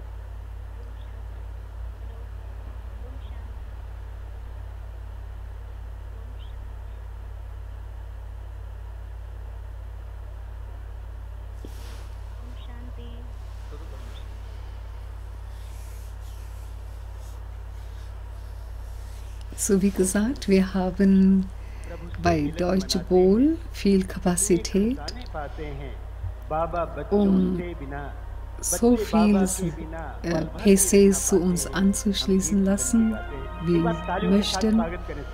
Und deswegen konntet ihr ruhig diesen Link bekannt machen, damit umso mehr Menschen profitieren. प्रभु से मिलन मनाते हैं कितने खजाने पाते हैं, प्रभु से मिलन मनाते हैं कितने खजाने पाते हैं। बाबा बच्चों के बिना बच्चे बाबा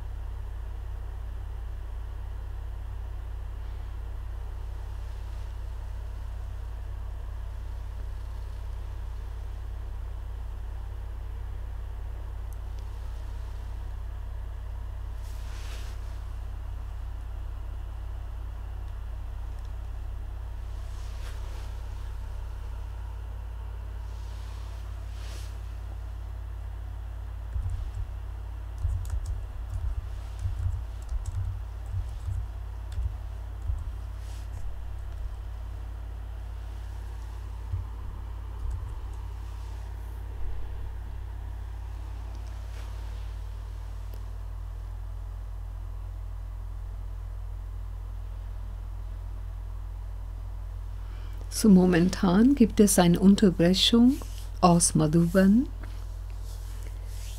Und da wurde Video halt gestoppt. Und die Umstellung zu dem, was jetzt gerade dort läuft, ist vielleicht, da ist etwas technisch geschehen. Aber es wird gleich weitergehen.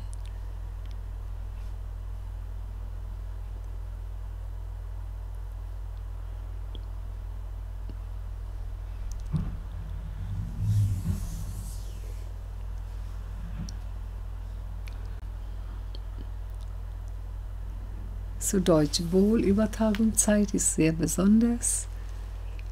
Und wir können Nachrichten unter uns austeilen. Und wir wissen, dass die nächste Übertragung von Babas Programm wird am 15. Dezember sein. Und danach am Silvester. Und dann am 18. Januar. Das sind die nächsten 3.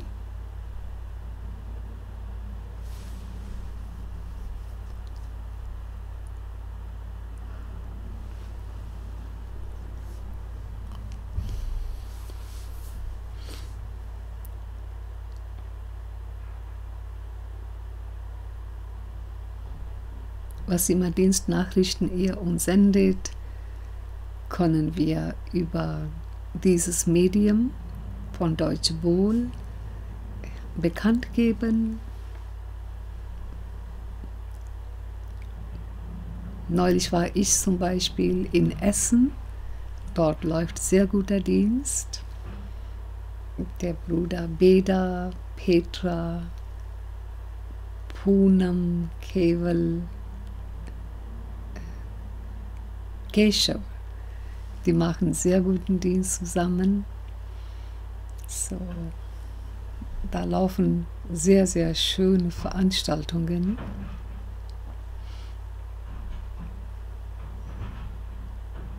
Die nächste Veranstaltung in Essen ist am 16. Dezember. Yoga Party für alle.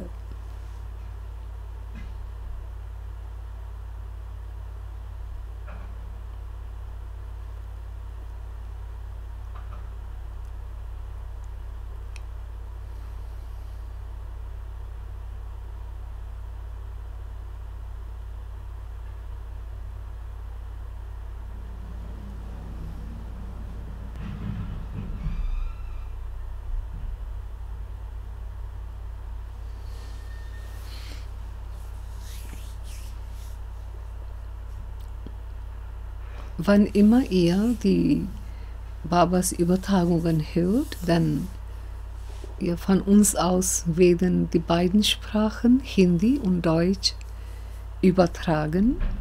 Die Hindi ist etwas leiser, Deutsch ist etwas prägnanter, aber wie es bei euch tatsächlich läuft, hängt auch von der Regelung auf eurem Computer ab.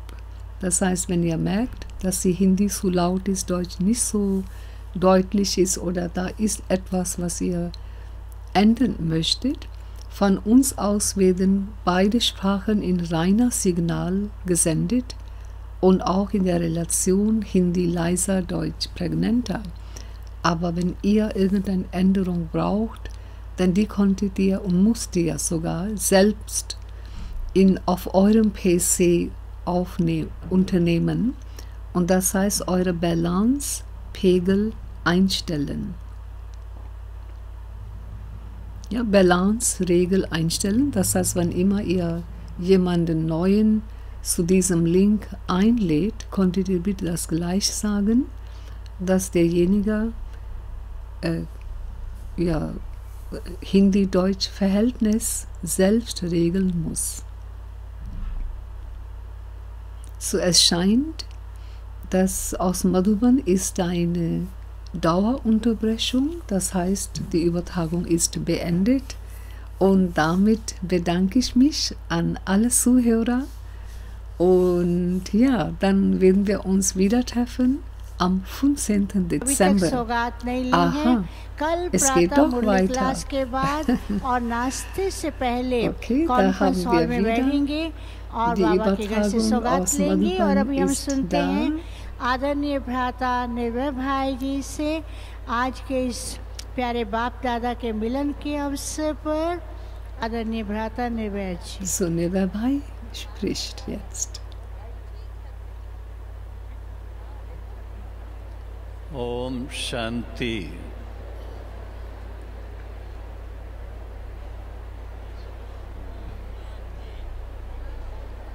बहनों और भाइयों, Schwestern und Brüder, Damen मैं und समझ Herren, सकता auf हूँ आप Deutsch. बहुत टाइम से बैठे थे, Ich denke, ihr sitzt hier schon sehr उठने का lange. मन हो रहा Ihr है, möchtet doch aufstehen. लेकिन ये भी ना भूलें Aber vergesst bitte nicht, कि ऐसा संगठित रूप से बाबा के साथ मिलन dass मनाना eine solche Versammlung in ये der रोज नहीं Gemeinschaft होता mit है। Baba findet auch nicht jeden Tag इस बार statt.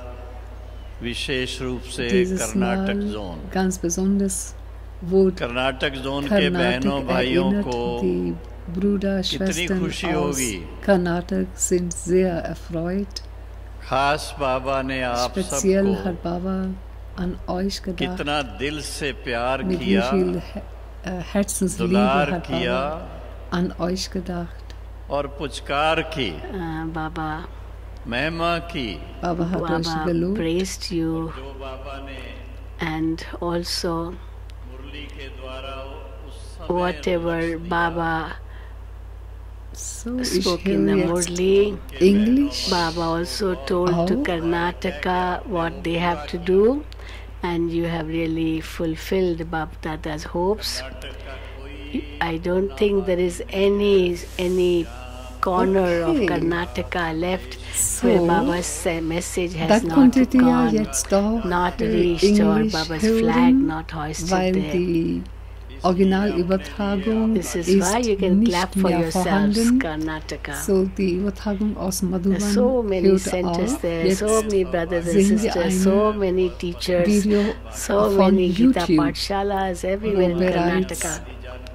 And Dadi Janki dieses is YouTube in kommt front auch of aus you. Madhuban, aber nur in Form von YouTube. So Das heißt, after hearing da Dadi ist Englisch und Janki, Hindi bereits how gemischt, much was man nicht ändern love we have kann. for Dadi. Und ich denke, es ist you- etwas schwer für euch, Daddy, 3 you keep- Sprachen zu hören. Hindi, Englisch, Deutsch. Ja, so ist es. Ja. So, das, was läuft, ist doch aktuell. Ich höre beides. So, das Bild fällt wieder aus. Also damit würde ich sagen, ich sage Om Shanti, verabschiede ich mich von den verehrten Zuhörern und wir sehen uns bald wieder. Also bleibt sehr begeistert über die großartige Murli, die wir heute gehabt haben. Om Shanti.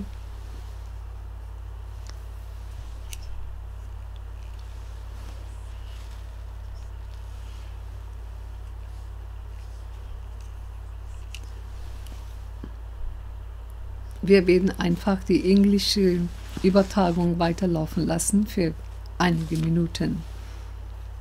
Om Shanti.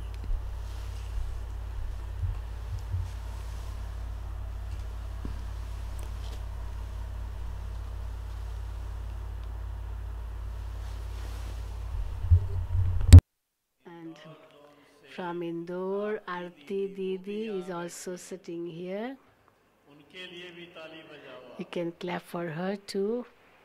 ऐसे बहनें आपके साथ आकर के बैठे, See all these senior sisters here. बहन यहाँ सामने देखने में आ रही Hansa Ben is here from Sacramento. ये इंटरनेशनल गैदरिंग होना So many double foreigners sitting here too. And Karnataka zone is serving at this in this group. They are taking care of everyone. They are serving food to everyone, helping in accommodation too. Also helping in transport, receiving them, giving send-off to them. It's a big responsibility which you have taken up. And to all those who take such responsibilities will definitely get the crown of the world. Om Shanti.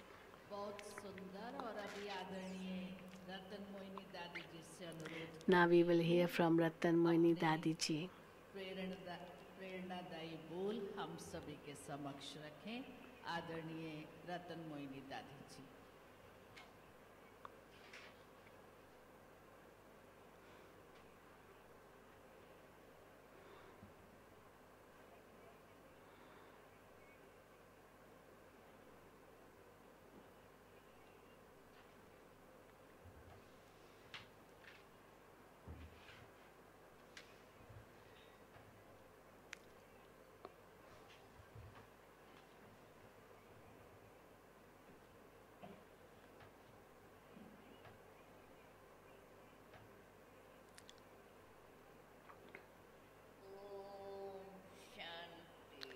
Om Shanti.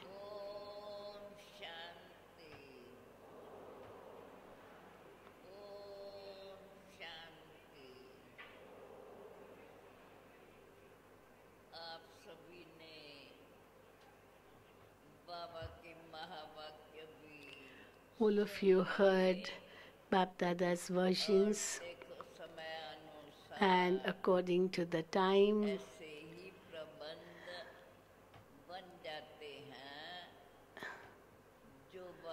and Baba gives us such feelings as if we are hearing directly from Bapdada now. This also, well, it's time how with these inventions of science we can go back to the past and listen to Baba, see Bapdada on audio, video, and if we did not have these methods, we could not have met, but science has provided these different facilities so that we can meet Baba even now. This gathering of ours, which Baba has created at the Confluence Age, is such a wonderful gathering.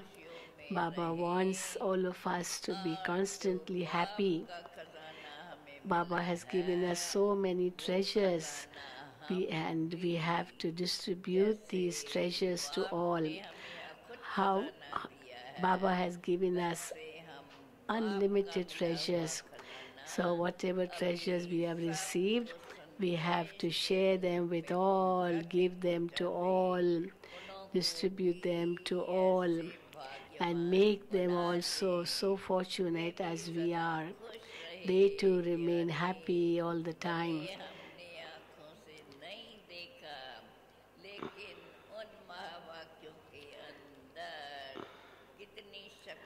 Although some of you may not have met Avyakt Bapdada, but whatever we see here, we hear here, we feel that as if Baba is speaking right now. All the murlis which Baba has spoken, we need to revise them, we need to churn them, and whatever teachings Baba has given to us, those teachings have actually elevated our life, and our life has become so elevated. In this way, we have to continue to hear Bapdada's versions. Whenever we hear Bapdada's versions, we should always think that Baba is so merciful, so compassionate, so loving, who's always bestowing, and we too also have to become like the Father. We too have to give to others what Baba has given to us. Baba has made us happy, and we have to make others happy. In what words to describe the happiness Baba has given to us? But whatever we have received, we have to experience that and make others also experience that, so that we can once again bring heaven on earth. We can bring that paradise back in this world.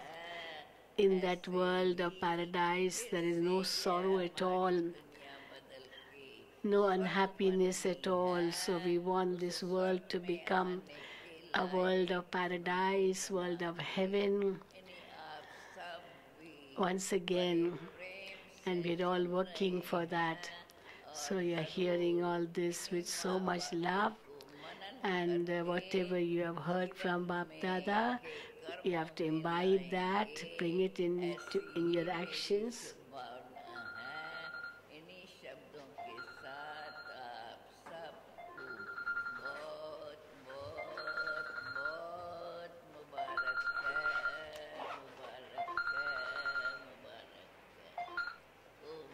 Hello, मैं ट्रांसलेट कर रही हूँ. ओम शांति. शुक्रिया दादी जी. और अब हमारे आदरणीय भ्राता ब्रिजमोहन जी अपनी भावनाएं हमारे समक्ष प्रकट करेंगे. Now brother Brijmohan will share his feelings.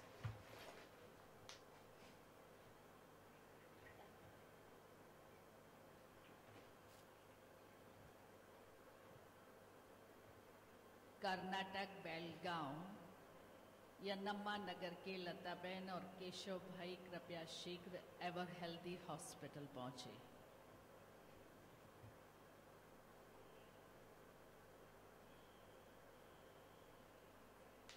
Om शांति. ओम शांति. ओम Shanti.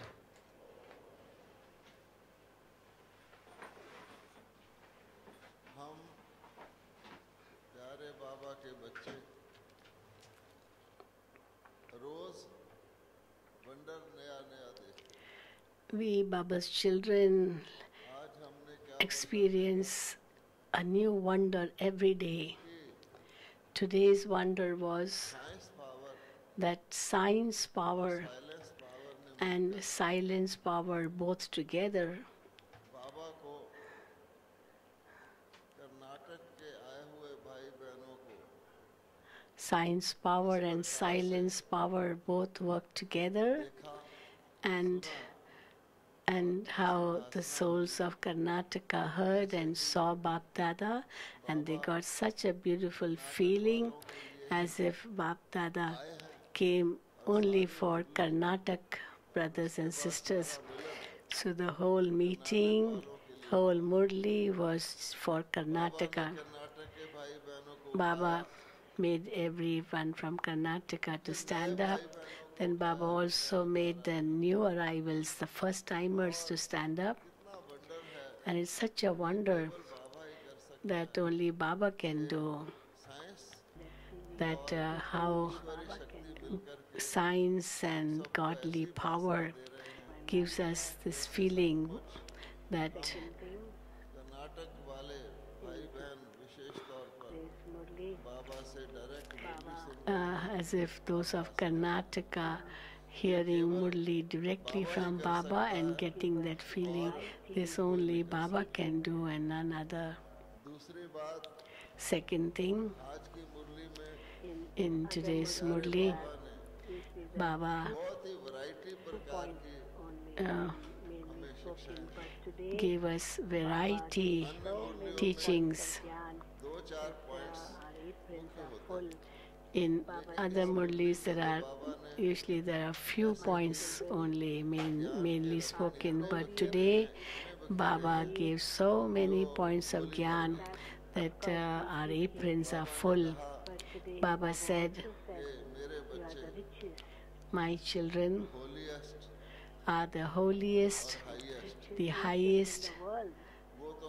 That, of course, we keep hearing. But today Baba also said, you are the richest. richest not just in the world, but richest in the whole kalpa, in the whole cycle.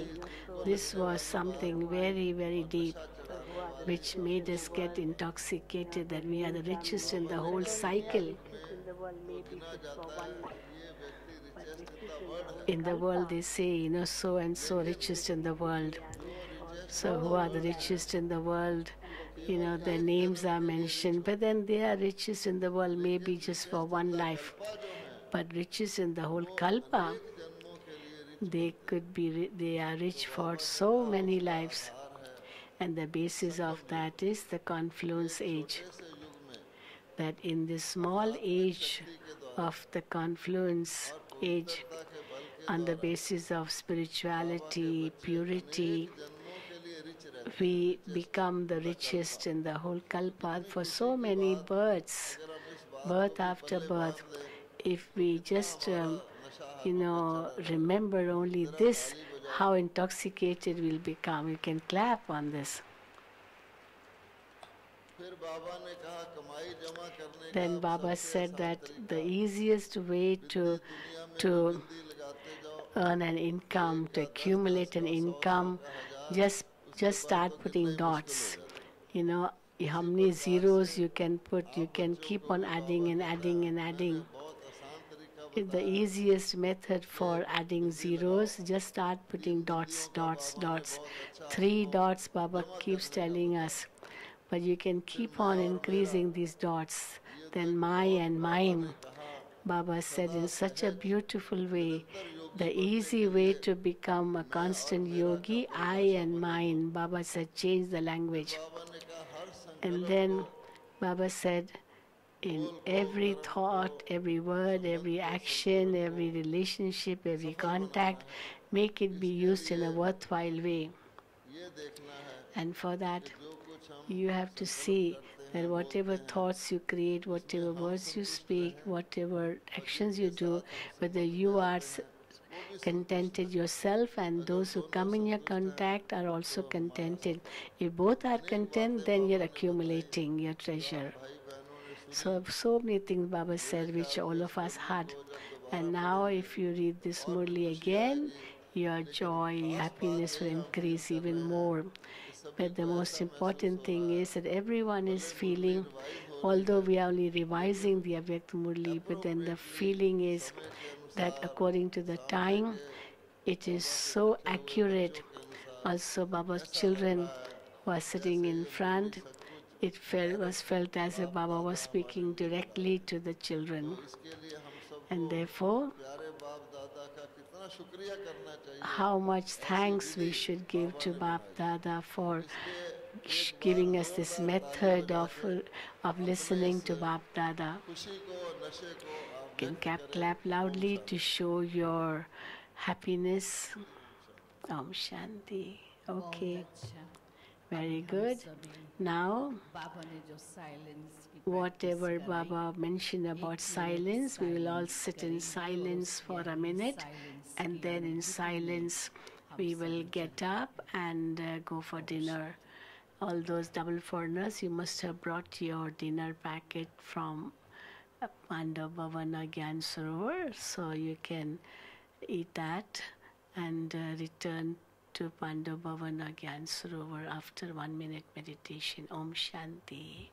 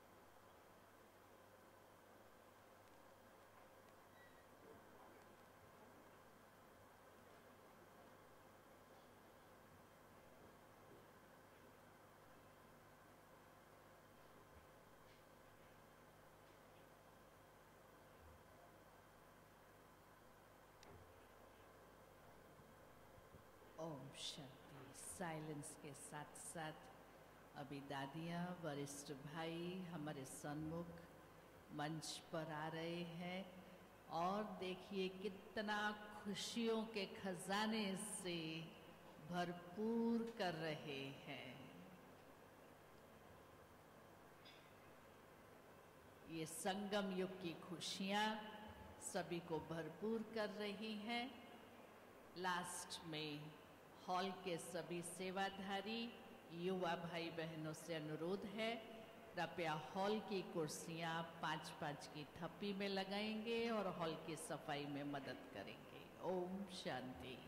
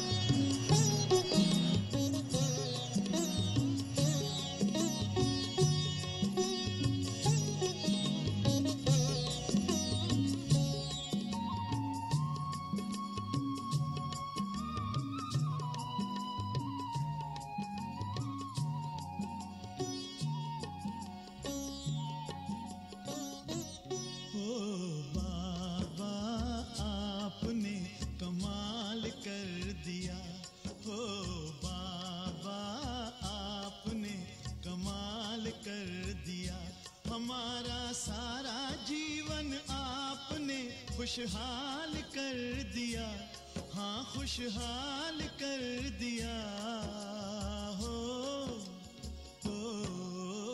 बाबा आपने कमाल कर दिया, हमारे बाबा आपने कमाल कर दिया।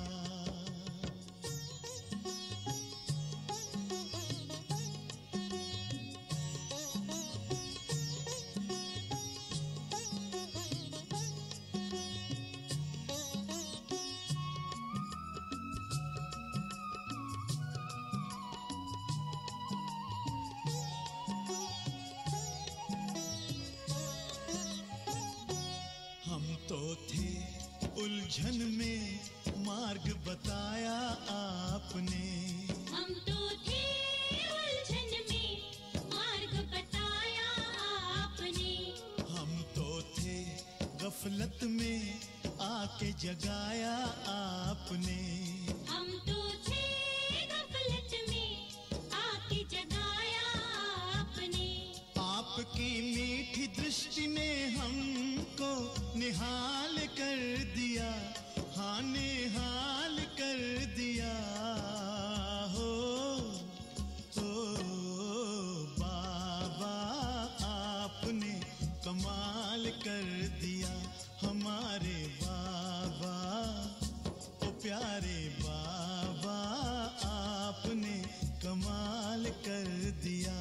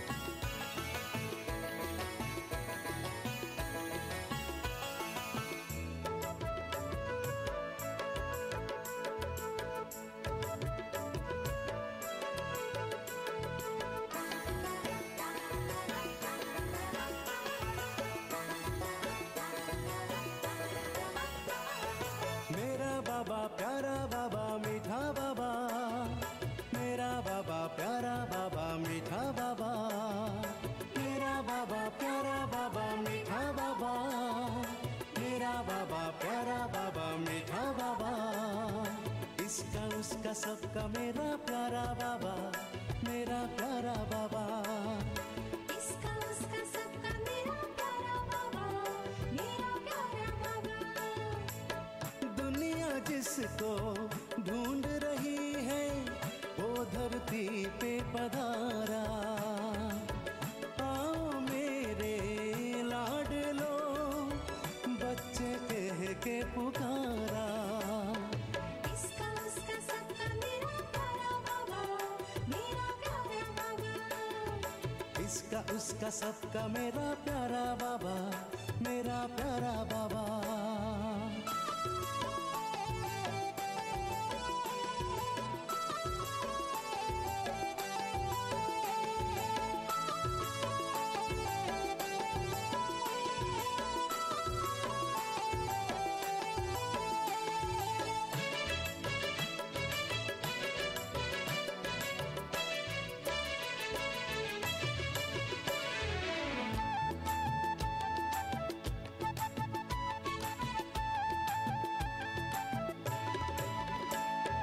खुश नसीब हम भाग्यवान जो गोद प्रभु की पाई।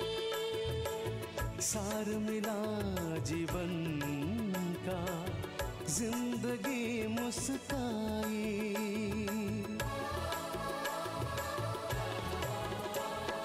खुश नसीब हम भाग्यवान जो गोद प्रभु की पाई। सार मिला जीवन का, जिंदगी मुस्काई।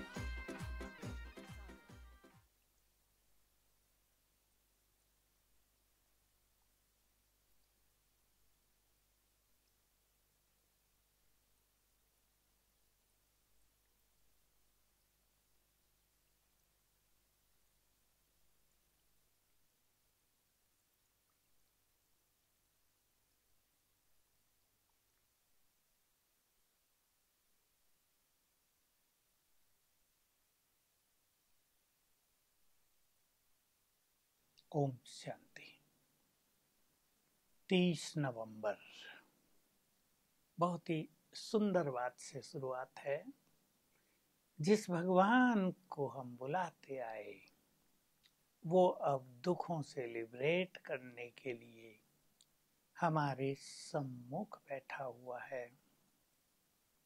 बहुत बड़े नशे की बात, खुशी की बात।